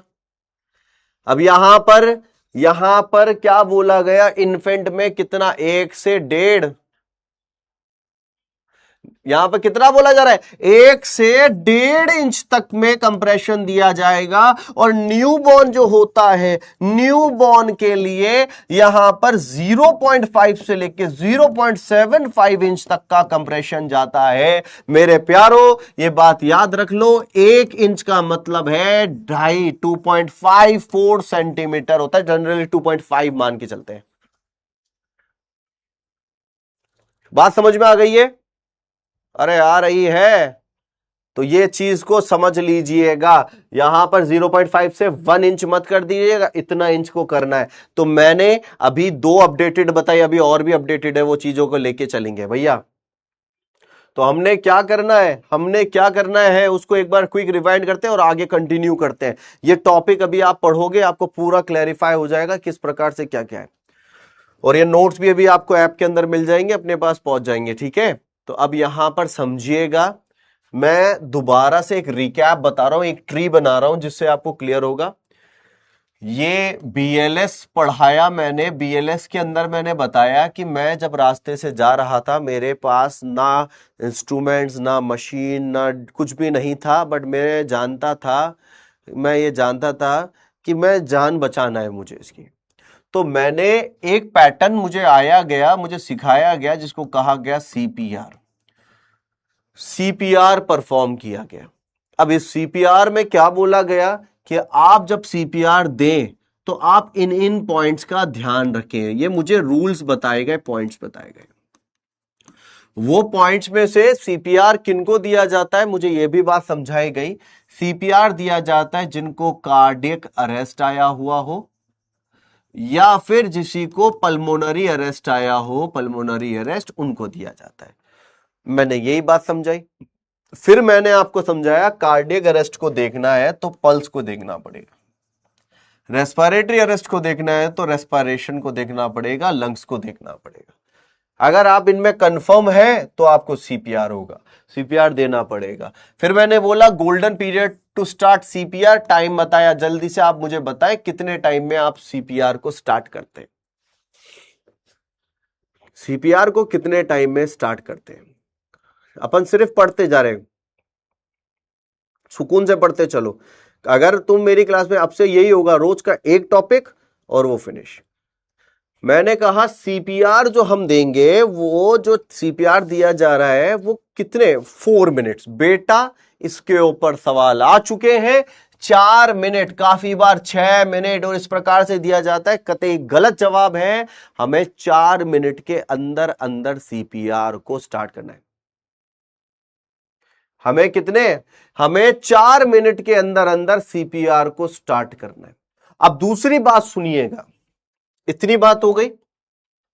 दूसरा मेजर क्वेश्चन जो बना वो ये था कि जो पल्स आप ले रहे हो अडल्ट में, वो कहां, एक चिल्ड्रन में कहां और एक इन्फेंट में कहां, ये इन्फेंट न्यूबॉर्न, इनमें पल्स की साइट पूछी गई। अब आपसे यहां पर मैं पूछता हूं कि अगर मैं चिल्ड्रन के अंदर पल्स देखनी हो तो आप मुझे बताएं चिल्ड्रन में कहां होती है। और इस चीज को अपन आज ही इसी टॉपिक को याद कर लो, सब चीज याद हो जाएगी, है ना मेरे प्यारो। आप लोग याद कर लो, अगर चिल्ड्रन की बात करें तो मैंने आपको बताया था अडल्ट में कैरोटिड है, तो चिल्ड्रन में बेटा फिमोरल पे टिक करके आना। फिमोरल, फिमोरल चिल्ड्रन में फिमोरल, फिमोरल कहां होती है, ग्रोइन रीजन में होती है फिमोरल मेरे प्यारो, ग्रोइन में। फिर अडल्ट में कैरोटिड, और उसके अलावा अगर मैं न्यूनेट इन्फेंट की बात करूं तो ब्रेकियल। अब इसके रिलेटेड और कोई क्वेश्चन नहीं, इससे रिलेटेड दो और बातें पूछता है, जितनी किताबें उठाओगे सब में दिख जाएगी वो बातें। Time period to assess the pulse, time period, time period कितने टाइम के अंदर अंदर हमें पल्स को असेस कर लेना है। सीधी सी बात है 10 सेकेंड, 10 सेकेंड भैया, 10 सेकेंड। क्वेश्चन पूछता हूं एक, जिस तरीके से आरआरबी ने पूछा था ना, वो पैटर्न पे क्वेश्चन पूछता हूं।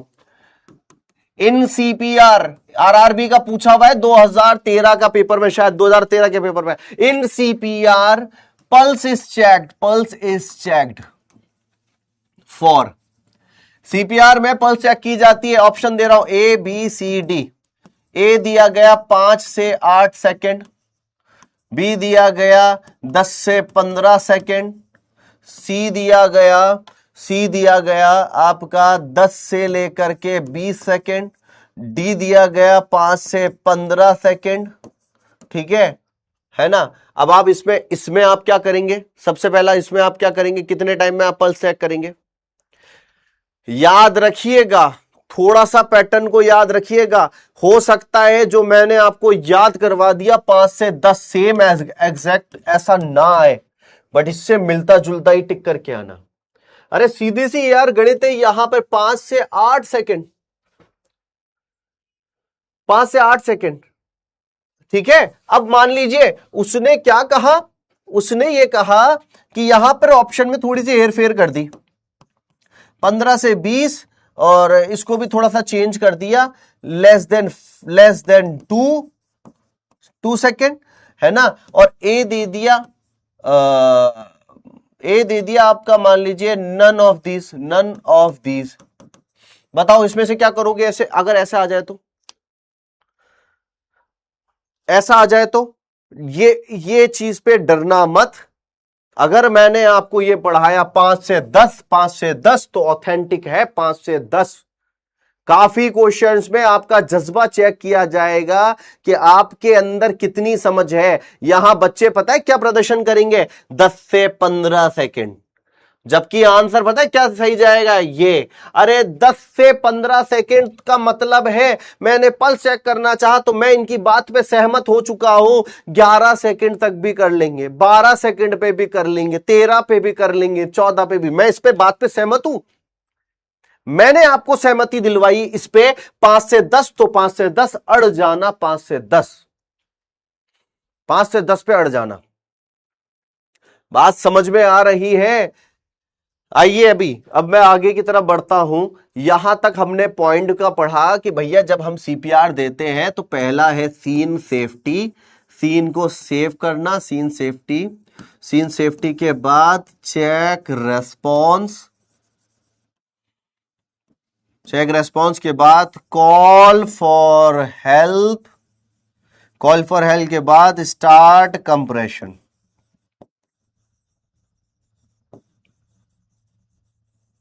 अब बेटा यहां पर इतनी बातें समझ में आ गई, इतनी बात समझ में आ गई। अब यहां थोड़ा सा ये समझना, टाइम पीरियड के लिए मैंने ट्रिक बताई थी 1001, 1002, 1003। पेशेंट आपका आपने सेफ जगह पे ले जाके रख दिया, आपने पेशेंट को देखा, look listen and feel, tapping the shoulder, pulse check करी, 5 से 10 सेकंड में पल्स नहीं आ रही थी तो हमने सीपीआर चालू किया, आ रही है नहीं आ रही है तो भी हमें सीपीआर चालू करना है। ठीक है, इतना ठीक है, बात समझ में आती जा रही है, ये बात को समझते चलिएगा। तो अब यहां call for help, start compression, तो यानी कि कंप्रेशन तक की हमने बात को समझा कि अब मुझे इस पेशेंट की छाती को दबाना है। तो पेशेंट की 3 कैटेगरी बनाई है हमने। कितनी कैटेगरी बनाई है बेटा? पेशेंट की 3 कैटेगरीज बना दी है।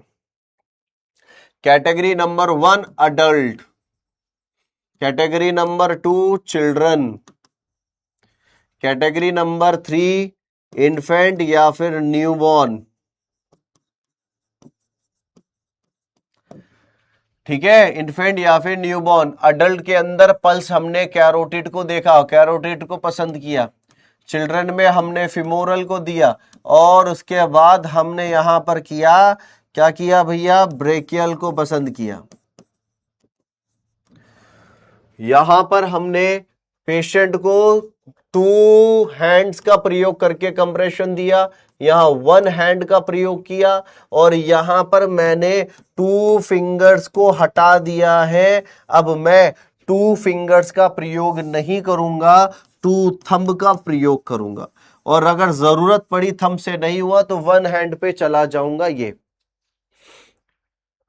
1 हैंड पे मैं चला जाऊंगा, ये चीज। तो इतनी तो ये बात आपको समझ में आ गई। अब आगे की कहानी को सुनिएगा, 2 थंब वाले पे चलते हैं आगे की कहानी को। ठीक है, आगे की कहानी को समझ,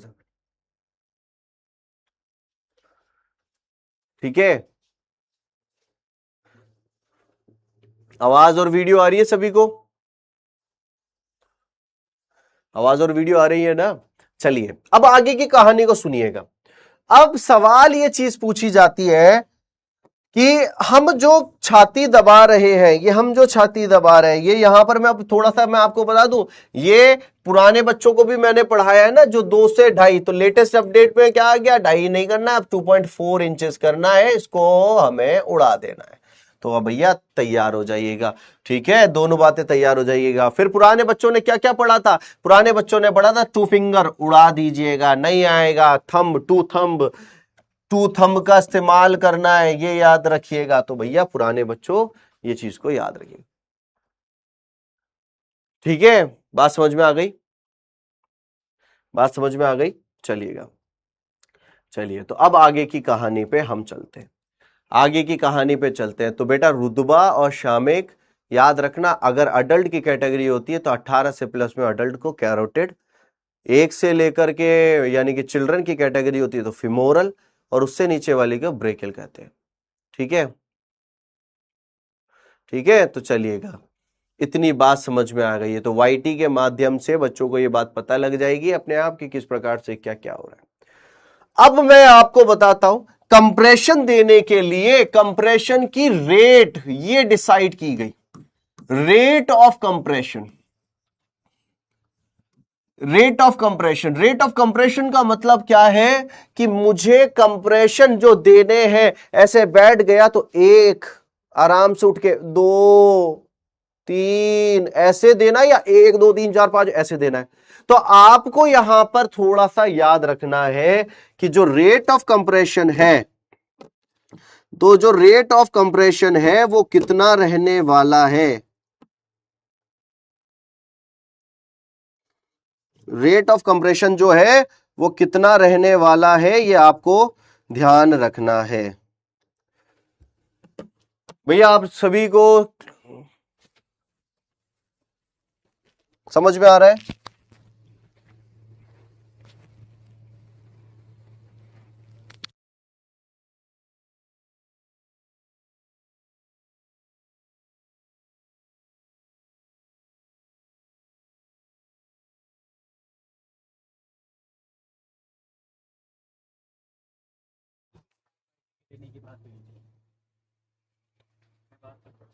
चलिए, तो इतनी बात समझ में आ गई। रेट ऑफ कंप्रेशन क्या है? रेट ऑफ कंप्रेशन, आवाज आ रही है भैया? हो सकता है तो कुछ टेक्निकल प्रॉब्लम आ गया हो सकता है कुछ टेक्निकल प्रॉब्लम आ गया हो, थोड़ा सा वेट कीजिएगा। आवाज आ रही है सभी को? चलिए, तो हो सकता है टेक्निकल प्रॉब्लम आ गया होगा, तो ठीक है। तो यहां पर मैं अब आपको रेट ऑफ कंप्रेशन की बात कर रहा हूं कि अडल्ट जो व्यक्ति होते हैं, अडल्ट, उन अडल्ट व्यक्ति में कंप्रेशन चाहे एक बचाने वाला हो या दो बचाने वाले हो, दो रेस्क्यूअर हो, तो हमेशा 30/2 का ही रेशियो रखना है। ये रेशियो दिमाग में बिठा लीजिए। बचाने वाला एक हो या दो रेस्क्यूअर हो, 30/2। 30/2 का मतलब क्या है? 30 बार हमने छाती दबाई, एक बोलते रहना, 2 3 4, जब हम छाती दबा रहे हैं 30 होने के बाद 2 ब्रीथ देनी है। अब कुछ और गाइडलाइंस में चेंजेस है, वो मैं अभी बताऊंगा। 30/2, ठीक है। और यहां तक की बात तो आपको समझ में आ गई कि भैया कितना कितना हमें, तो यहां क्या बोला गया? अडल्ट के अंदर 30 कंप्रेशन और 2 ब्रीथ दी जाती है एक या दो बचाने वालों में। एक या दो बचाने वालों में 30/2 का रेशियो रहेगा। बचाने वाला एक हो या दो हो, 30/2 का रहेगा। बट जब बात आती है चिल्ड्रन और इन्फेंट में, तो 30/2, बच्चों में एक जना बचाने वाला है तो 30/2, और जैसे ही बचाने वाले 2 हो गए तो 15/2 का रेशियो रहेगा। यहां तक भी ठीक है, कोई चेंजेस नहीं है कि अगर अडल्ट है तो 30/2 का रेशियो के अंदर हम चेस्ट कंप्रेशन दे देंगे। बट अगर वही बच्चा है, चिल्ड्रन है या इन्फेंट की कैटेगरी, तो हम 15/2, 2 बचाने वाले में और एक बचाने वाले में 30/2। बट जब न्यू बॉर्न की कैटेगरी आती है तो 3:1 रेशियो क्या रहेगा? 3:1 का रेशियो रहेगा।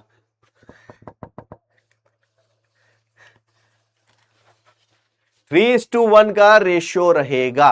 तो न्यूबॉर्न में 3:1 का रेशियो रहता है। अब यहां थोड़ा सा चीजों को समझ लीजिए। यहां क्लियरली कहा गया पर मिनट में इतनी स्पीड तो रखना कि कम से कम 100 से 120 कंप्रेशन हो जाए, और ये जो कंप्रेशन हो रहे हैं ये हार्ड एंड फास्ट होने चाहिए। शब्द यूज लिया गया, hard and fast. Hard and fast. Hard and fast का मतलब क्या होता है? जल्दी जल्दी, और ऐसा ना हो कि हमें दुख हो कि यार छाती अंदर जाएगी तो क्या तकलीफ होगी। आप तेज तेज दे उसके कंपैरिजन को। तो यानी कि अब इस रेशियो पे सवाल आते हैं। अब मैं आपसे पूछ रहा हूं, क्वेश्चन दे रहा हूं, क्वेश्चन आप हैंड टू हैंड सॉल्व कीजिएगा।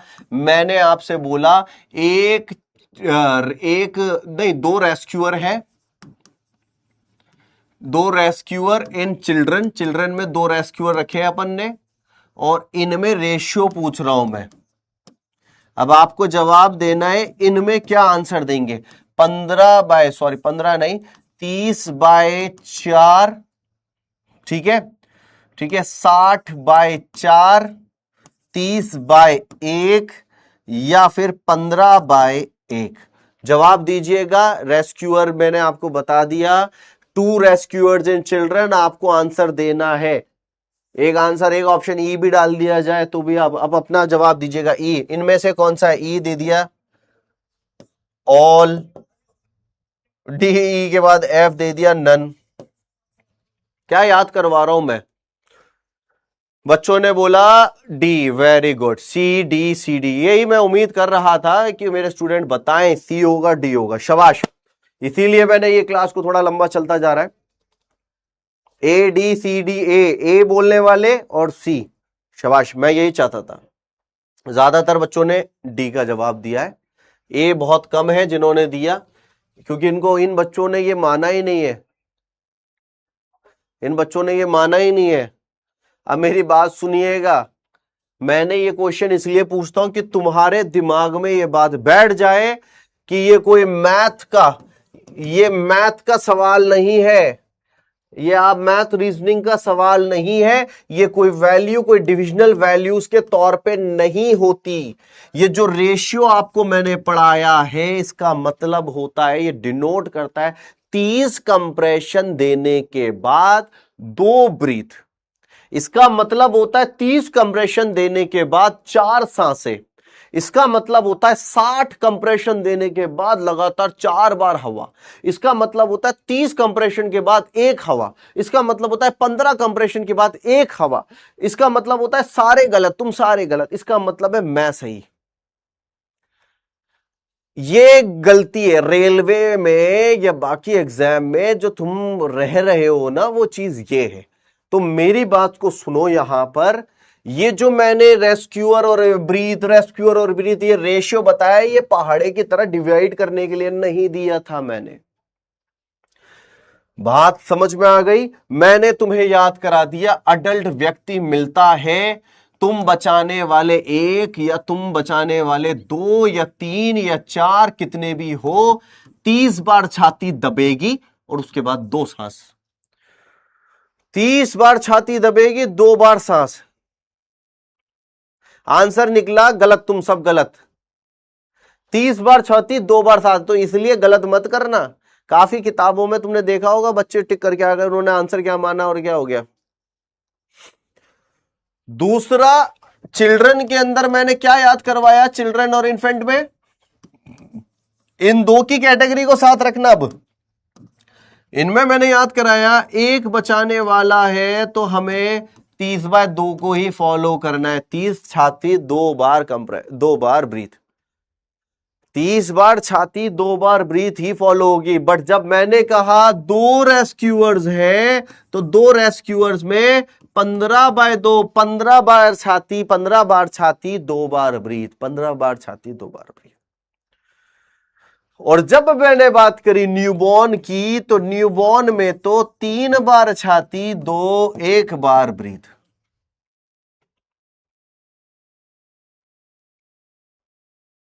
ठीक है, तो ये बात इतना समझ में आ गया आप लोगों को।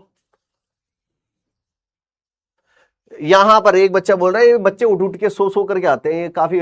मैंने सर आपने तो यहाँ पे 15/2 लिखा हुआ है, तो हमने तो देखा ही नहीं ऐसे वाला 15/2। तो आप तो बिल्कुल सही बोल रहे थे। या सुकून से पहले क्वेश्चन को देखा करो, टीचर को बाद में गलत ठहराया करो, टीचर ने क्या बोला क्या नहीं बोला। ठीक है, पढ़ने आए हो, पढ़ाने नहीं आए हो। समझो यहां पर क्या समझाना चाह रहा हूं। 30/4, 60/4, 30/1, 15/1 कैसे सही हो जाएगा? 15/1 याद करवाया, 15/2 तो 15/2 ऐसे सर आपने तो बताया था, हमने तो ऐसे देख लिया था सर, सर इसमें तो ऐसे नहीं था तो वैसे तो सर। ठीक है, आराम से समझो जो मैं समझाना चाह रहा हूं। ठीक है, और नहीं सर ऐसे नहीं था सर, हमने तो हमारी किताब में तो हमने तो वैसे पढ़ लिया था, पर उस वाली किताब में तो ऐसे बोला था, उस वाले को ऑथर के बारे में हमने तो वो भी क्लास भी तो देखी, तो उसमें भी तो यही था। सुकून से सुनो, पढ़ा रहा हूं जो, तरीके से सुनो, घबराओ मत। सब ऊपर वाला सब सही करेगा, आएगा टाइम आएगा सब सही करेगा। ठीक है, आइए आराम से सुनिए। इतनी बात समझ में आ गई? इतनी बात समझ में आ गई? अरे नहीं सर, हमें हमें नहीं आई समझ में। तो आप दोबारा से एक बार दोबारा से पूरा बता दीजिए, पूरा पूरा बता दीजिए सर। आराम से आएगा, धीरे धीरे सबको मिलेगा, आएगा धीरे धीरे। सब सब वेट करिए, सबको देंगे। तो यहां तक का आपको समझ में आ गया है? प्लीज बताएं, आ गया है? आइए अगली बात पे चलते हैं। तो कंप्रेशन मैंने क्या क्या बताया? Scene safety, check response, call for help, start compression. अब एयरवे भी चेक कर लो। तो 5वां मेथड है चेक एयरवे। यहां पर भी थोड़ा बहुत चेंज हुआ था। चेक एयरवे नहीं सर, हमारे को तो ऐसे नहीं बताया गया था कभी भी। हम तो वही मानेंगे जो हमें पढ़ा है। ठीक है, तो यहां पर समझिएगा, है ना। तो यहां चेक एयरवे को समझिएगा। ठीक है, चेक एयरवे क्या होता है? चेक एयरवे क्या होता है मेरे प्यारो, आप समझे। जब हमने पेशेंट को एक सही जगह पे ले गए, सीन सेफ्टी करने के बाद check response, call for help, start compression, now हमें मुंह खोलना है। एयरवे, चेक एयरवे का मतलब है सिर्फ मुंह खोले। ठीक है, मुंह खोले, जैसे आप मुंह खोलते हैं ना क्लास के अंदर, वैसे ही। बट यहां पर जो पेशेंट अनकॉन्शियस है उसका मुंह नहीं खुलता है। थोड़ा सा मैं पानी पी लूं, वरना मेरा भी मुंह नहीं खुल पाएगा।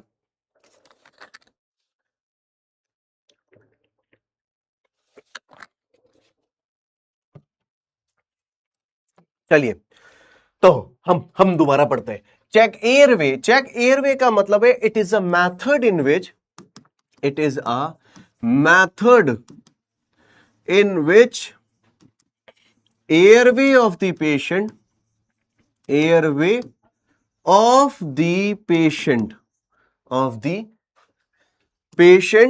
is opened. ये वो मेथड है जिसके अंदर एयरवे ऑफ द पेशेंट को खोला जाता है ना, एयरवे ऑफ द पेशेंट को खोला जाता है. It is opened by two methods. It is opened by two methods. ये दो मेथड्स के द्वारा खोला जाता है. तो ये जो दो मेथड्स है, इन मेथड्स को आप क्या समझेंगे?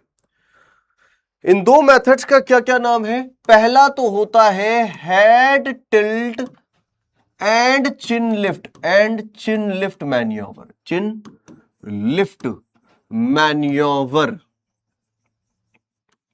Head tilt chin lift manoeuvre. दूसरा होता है jaw thrust manoeuvre. Jaw thrust manoeuvre. भैया यहां पर ये कहा जा रहा है कि अगर आपको ये मुंह खोलना है, पेशेंट लेटा हुआ है और मुंह बिछा हुआ है, तो आपको मुंह खोलना है तो दो टेक्निक है. पहला है head tilt chin lift. Head tilt chin lift में क्या करते हैं? एक हाथ सिर के ऊपर रखा, सिर पेशेंट के, और पेशेंट के सिर को पीछे की तरफ धकेला और चिन जो है इसको ऐसे उठा दिया. ये जो आप करके देखिए, जब आप सिर के ऊपर हाथ रखते हैं और चिन को ऐसे उठाते हैं तो रीढ़ की हड्डी पे, यहां गर्दन पे जोर पड़ता है. रोड ट्रैफिक एक्सीडेंट में ये नहीं करना. क्या भाई? रोड ट्रैफिक एक्सीडेंट पे हमें ये नहीं करना है. तो हमारा पहला क्या है? पहला है head tilt and chin lift. Head tilt chin lift maneuver. It is a method in which it is a mouth opening technique. It is a mouth opening technique in which one hand is placed on forehead and by other hand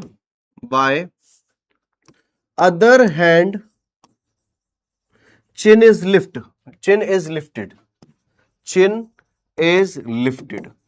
यानी कि अब यहां क्या कहा जा रहा है? एक हाथ से तो सिर को पीछे करा जा रहा है, दूसरे से हमें ये उठाया जा रहा है. तो ये याद रखिएगा, ये road traffic accident, fall from height, यानी कि जिसमें स्पाइनल इंजरी के खतरा है, उसमें नहीं करना है. तो यानी कि यहां क्या करा जा रहा है? It is Contra indicated in road traffic accident.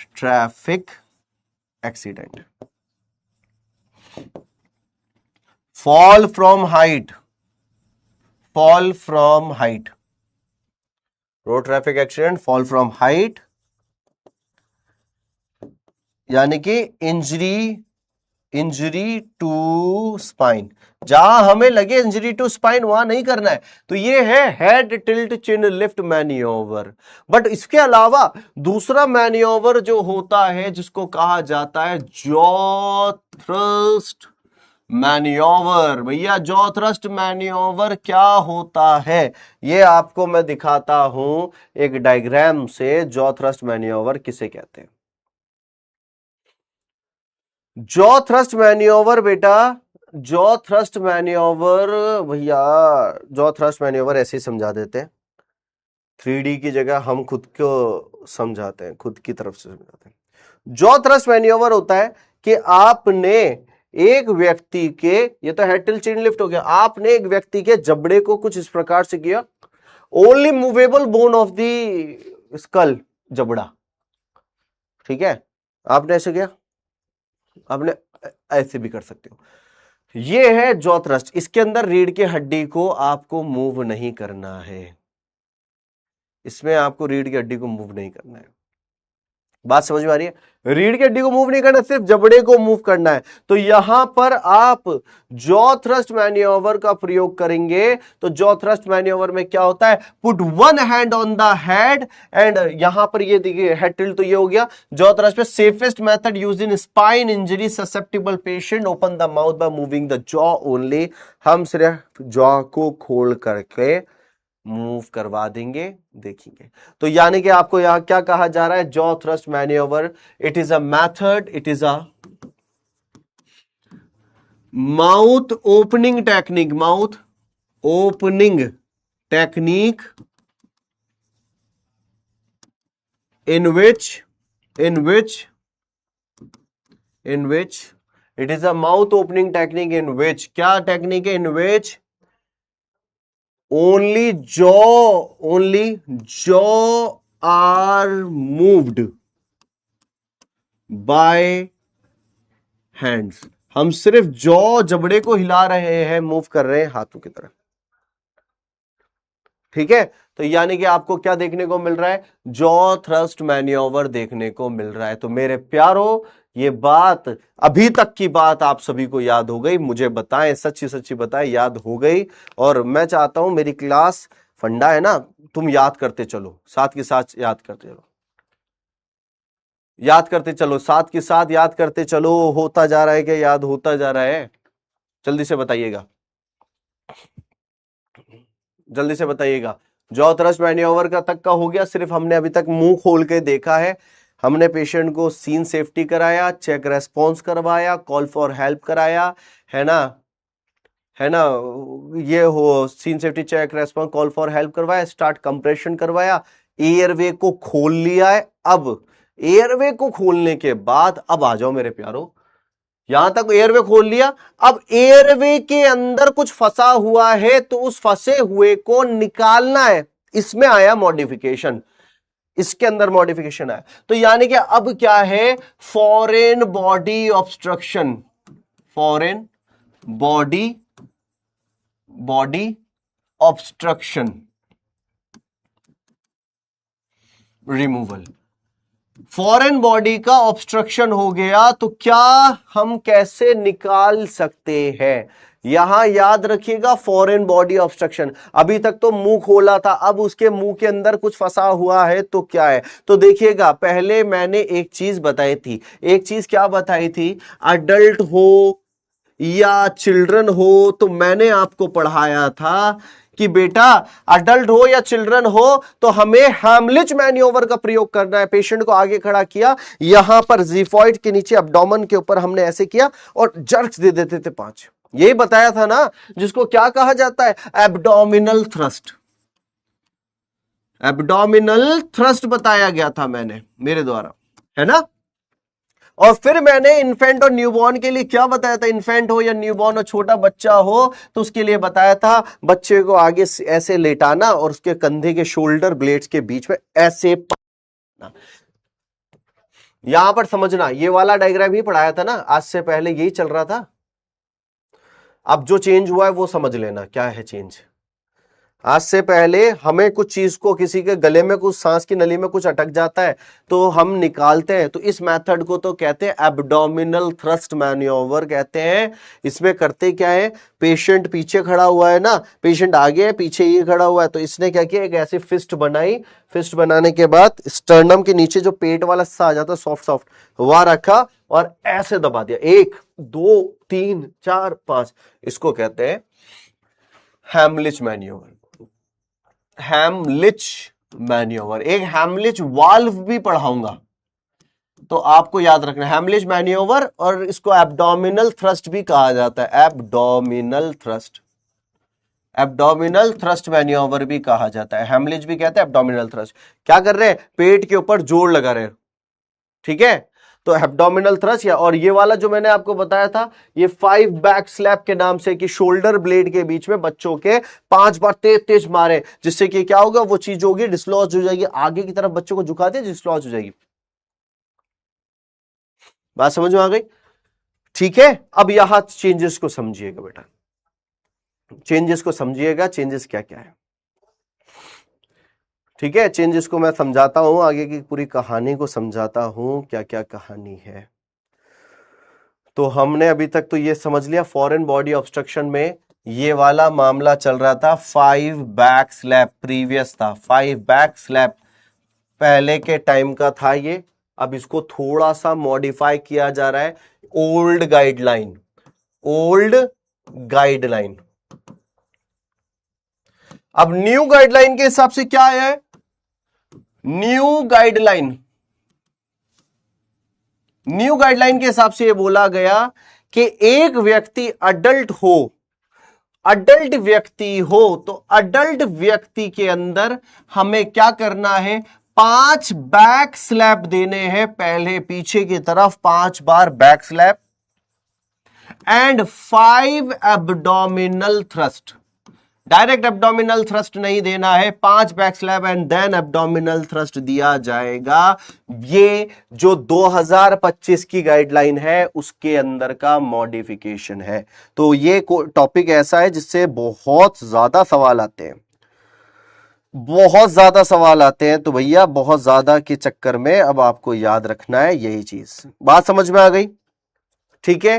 And same, अब सेम चीज याद रखिएगा, अडल्ट के अंदर भी यही क्राइटेरिया रखा, चिल्ड्रन में भी यही क्राइटेरिया रख दिया। चिल्ड्रन के अंदर भी क्या यही क्राइटेरिया है, 5 बैक स्लैप, 5 एब्डोमिनल थ्रस्ट, पहले कमर ये दोनों शोल्डर ब्लेड के बीच में 5 बार ऐसे थपकारे निकल जाए तो ठीक है, फिर उसके बाद 5 जर्क्स देने हैं, एब्डोमिनल थ्रस्ट देने। जिस जिस बच्चों को नहीं पता भैया पता कर लीजिएगा, याद कर लीजिए, अभी के अभी याद कर लीजिए। 2 बातें हो गई।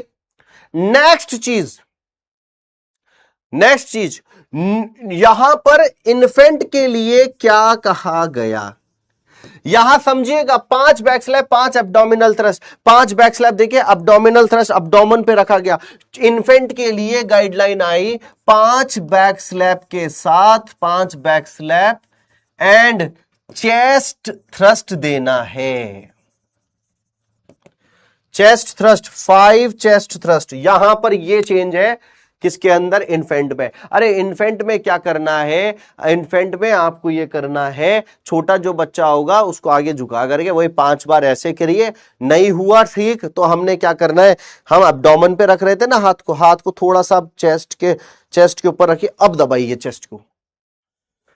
ये 2 मेजर अपडेट, ये 2 मेजर अपडेट जो 2025 के, ये भी अपडेटेड है। तो इसलिए आप अब याद कर लीजिए, ये जो चीज अपडेटेड है आपको समझ में आनी चाहिए। आपसे पूछ ले एब्डोमिनल थ्रस्ट दोगे, चेस्ट थ्रस्ट दोगे, बस मैं ये होप कर रहा हूं कि हमने तो अपडेट कर लिया, अब जो अगले महीने या जो भी पेपर आएंगे उनमें ये चीजें अपडेटेड हो। बात समझ में आ गई? बात समझ में आ गई मेरे प्यारों? बात समझ में आ गई? चलिएगा, तो यानी कि यहां पर हमने क्या किया, हमने एब्डोमेन पे रखा तो एब्डोमिनल थ्रस्ट कहलाया, थोड़ा सा एब्डोमेन से ऊपर जिफॉइड पे रख करके दबाओगे ना तो इसको क्या कहलाएगा, चेस्ट थ्रस्ट कहलाएगा।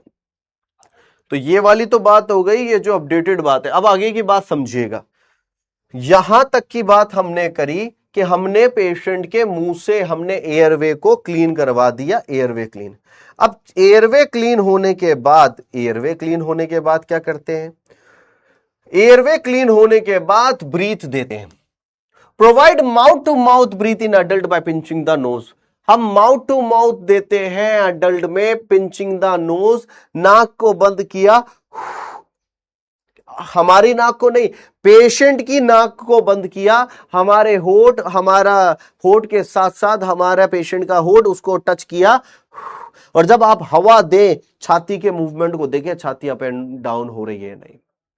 विवेक चिल्ड्रन और अडल्ट में सेम होगी क्या, बिल्कुल। इसीलिए मैंने विवेक चिल्ड्रन को लिखा, अडल्ट को लिखा, फिर चिल्ड्रन को लिखा, फिर इन्फेंट को लिखा, तो ये सेम रहेगा, है ना।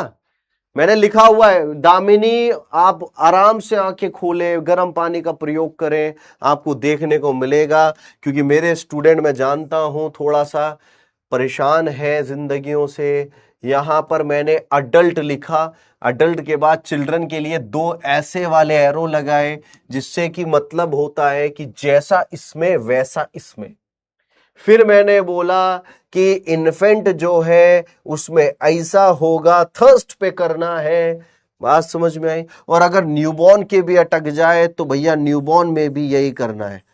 ये मेरी स्टूडेंट दामिनी को नहीं दिख पाया, कोई बात नहीं, कोई बात नहीं, हो जाता है कभी कभी, कभी कभी हो जाता है। साल में 50 क्लासों में से 40 क्लास में ऐसे ही कर लेती है दामिनी कभी कभी। चलिए, तो फॉरेन बॉडी रिमूवल हुआ, तो अब हम ब्रीथ का क्या पैटर्न देख रहे थे? ब्रीथ का पैटर्न देख रहे थे कि हम जब भी सांस दें तो सांस कैसे दी जाएगी? माउथ टू माउथ अडल्ट में दी जाएगी, और अडल्ट में देने के बाद पिंचिंग द नोज, नाक को पिंच करना है, क्योंकि आपने हवा दे रहे, ऊपर से रसबेरी उसकी बाहर निकल गई, तुम्हारे गाल पे लग गई। और बच्चों में जो एयर दी जाती है वो माउथ, हमारा मुंह बच्चे की नाक में कनेक्ट होगा और बच्चे का मुंह बंद होगा, तब जाकर के हवा जाएगी, क्योंकि बच्चों के फेफड़े बहुत मुलायम होते हैं। मान लीजिए दामिनी ने ये वाला पॉइंट नहीं लिया, बच्चों के मुंह में लगाया, मुंह लगाया और फेफड़ा फाड़ दिया, ठीक है। तो यहां तक की बात आ गई, दामिनी को बात समझ में आ गई। द रेट ऑफ ब्रीथिंग 10 से 12 ब्रीथ पर मिनट। इसका मतलब यह नहीं है कि आप 10 से 12 बार ब्रीथिंग देंगे 1 मिनट में ना, इसका मतलब है एक ब्रीथ दो तो कम से कम 5 से 6 सेकंड तो लगाओ, ठीक है, 5 से 6 सेकंड तो लगाओ। Always check rise of the chest, जब भी सांस दें तो चेस्ट राइज हो रहा है या नहीं हो रहा है वो देखें, चेस्ट राइज हो रहा है या नहीं हो रहा है वो देखें आप। तो यानी कि यहां पर क्या कहा जा रहा है? ब्रीथ देना है 5 से 6 सेकंड के लिए देना है। एक और बहुत बड़ा चेंज, 2025 की गाइडलाइन, आज तो 2025 ही हो रहा है, 2025, क्योंकि नया साल जा रहा है ना यार, ये नया साल आ रहा है, ये जा रहा है। इसमें ये अमेरिकन हार्ट एसोसिएशन ने ये और पॉइंट बोला कि अगर ओपियोइड्स, ओपियोइड पॉइजनिंग होती है, ओपियोइड पॉइजनिंग के चक्कर में भी कार्डियक अरेस्ट आ जाता है। ओपियोइड पॉइजनिंग में होता क्या है? रेस्पिरेटरी डिप्रेशन आता है, और इस रेस्पिरेटरी डिप्रेशन के चक्कर में कार्डियक अरेस्ट आ जाता है, ऑक्सीजन ही नहीं मिलेगी तो कार्डियक अरेस्ट। तो यहां पर यह बोला गया ओपियोइड पॉइजनिंग का लगे आशंका तो तुरंत नैलेक्सोन को ट्रीटमेंट पे ऐड करना, नैलेक्सोन को ऐड करना। ये एक और था, ये एक और था। यहां पर क्या बोला जा रहा है? अमेरिकन हार्ट एसोसिएशन ने बोला ओपियोइड पॉइजनिंग काफी बार होता है, ओपियोइड पॉइजनिंग की वजह से हो गया।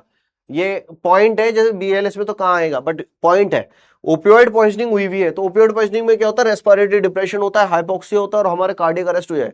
तो इसलिए उसने कहा ओपियोइड पॉइजनिंग का चांस लगते ही नैलेक्सोन को, एंटीडोट को ऐड करना है ट्रीटमेंट पे। ये एक और अपडेटेड है, ये एक और अपडेटेड है। तो मेरे प्यारो, यहां तक की बात समझ में आई?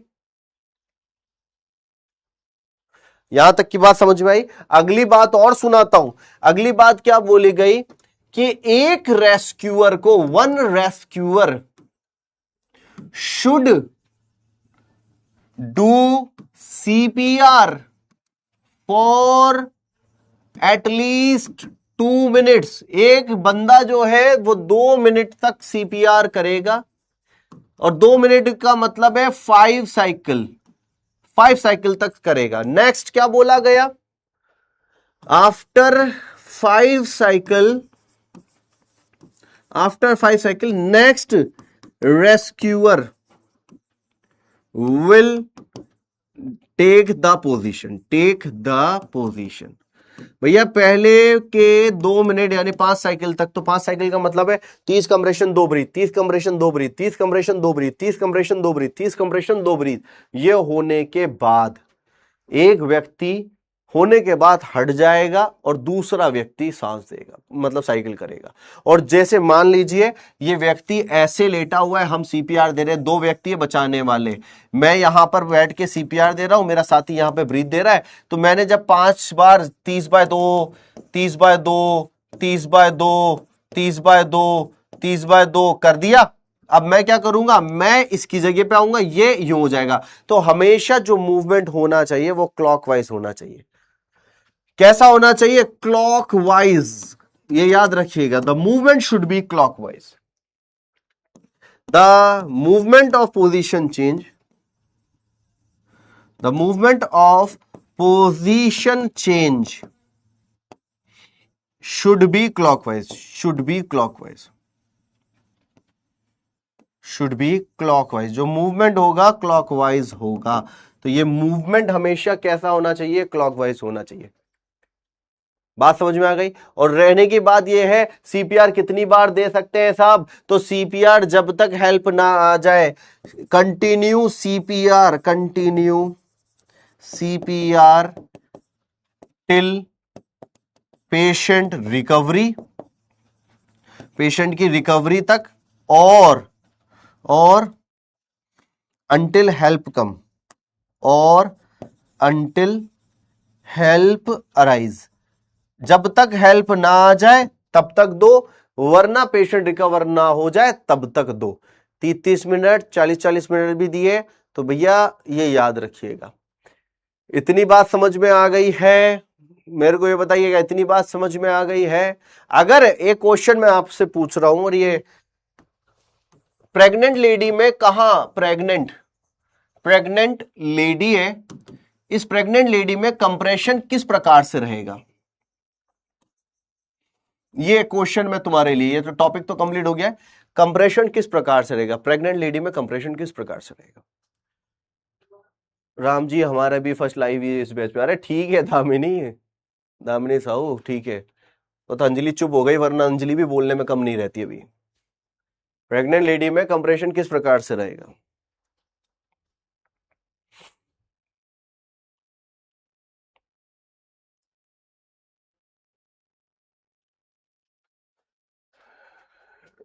देने में कैसे? प्रेग्नेंट लेडी में कैसे देगा? मान लीजिए कोई प्रेग्नेंट है, उसमें कैसे दिया जाएगा?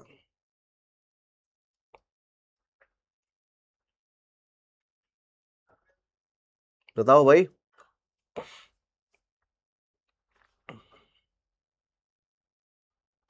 ठीक है, तो अब ये वाली चीज को साइड लेटरल 2 से 2.5 इंच, हाँ आशीष देते हैं, बट पोजीशन कहाँ रखोगे प्रेग्नेंट लेडी के अंदर? पेट पे? तो पेट पे रखोगे बच्चे की तरफ, या फिर कहाँ रखने वाले हैं? ठीक है, अब यही चीज आपको मालूम करनी है। ठीक है, प्रेग्नेंट लेडी, ये होमवर्क दे दिया है। प्रेग्नेंट लेडी में हाथ को कहां रखेंगे, या कोई करवट दिलाएंगे, पोजीशन चेंज करेंगे, हल्का फुल्का कोई तकिया, कमर के नीचे तकिया लगाएंगे, या फिर पेट पे रखेंगे? कहां दी जाती है ये आपको बताना है। प्रेग्नेंट लेडी में कंप्रेशन कहां दी जाएगी, इस बात को मैं नेक्स्ट क्लास के अंदर पूछूंगा। तो अभी इस बात को तो यही रोकते। अब मैं एक बार क्विक रिवाइंड करवा देता हूं। होमवर्क के तौर पे तो मैंने आपको बता दिया। होमवर्क में pregnant lady compression, pregnant lady में कंप्रेशन कहां कैसे देना है, क्वेश्चन ये। ठीक है, और मैं आपको हल्का सा ये बता देता हूं, अगर सीपीआर गलत होगा तो रिप्स भी टूटती है, ऑर्गन्स भी रप्चर हो जाते हैं, नॉर्मल सी बात है। अब यहां पर आप थोड़ा सा ये बात याद रख लीजिए, आज मैंने आपको बढ़ाया, सीपीआर पढ़ा दिया है। सीपीआर के अंदर हमने स्टेप्स को पढ़ा कि स्टेप किस प्रकार से होते हैं, स्टेप कौन कौन से होते हैं। सीन सेफ्टी का होना, सीन सेफ्टी के बाद चेक रेस्पॉन्स का होना, रेस्पॉन्स के बाद कॉल फॉर हेल्प का होना, कॉल फॉर हेल्प के बाद स्टार्ट कंप्रेशन का होना, स्टार्ट कंप्रेशन के बाद एयरवे को मैनेज करना, चेक एयरवे के बाद ब्रीथ प्रोवाइड करना। ये हमारे स्टेप्स होते हैं। आई होप सो मेरी आज की क्लास आप सभी को समझ में आई होगी। और बेटा जो जो पॉइंट्स मैंने आप लोगों को बताए, प्लीज इन पॉइंट्स को, सारे पॉइंट्स को याद रखिएगा। ये टॉपिक जो मैंने आपको प्रोवाइड किया, इसमें से सिंगल भी एक ऐसा भी नहीं होगा कि कुछ बाहर चला जाए। ये आपके लिए बेस्ट है। आपको कहीं नोट्स वोट्स कहीं नहीं जाना, ये पढ़िए, और इस चीज को पढ़ने के बाद अब एमसीक्यू करिएगा। अब हो सकता है काफी किताबें अपडेटेड नहीं हुई होगी, तो आप वहां ढूंढें कि यार ये तो है नहीं। क्यों नहीं है? क्योंकि वो अपडेटेड वर्जन नहीं आ पाया होगा। ठीक है, तो आप लोग अभी से तैयारी कर लीजिए, इन बातों को अपने जहन में रखिए, क्या क्या अपडेट हुआ, क्या क्या नहीं हुआ। आई होप समझ में आ गया है आप लोगों को। Thank you so much. और ये मैं एक क्वेश्चन आपसे लास्ट में कभी पूछूंगा नेक्स्ट सेशन के अंदर। धन्यवाद। मैं आप लोगों से अब नेक्स्ट सेशन में मुलाकात करूंगा। आप सभी का बहुत बहुत शुक्रिया। बहुत बहुत शुक्रिया। ठीक है, थैंक यू। और पढ़ने में लग जाइएगा, बहुत टाइम नहीं है हमारे पास, आपके पास।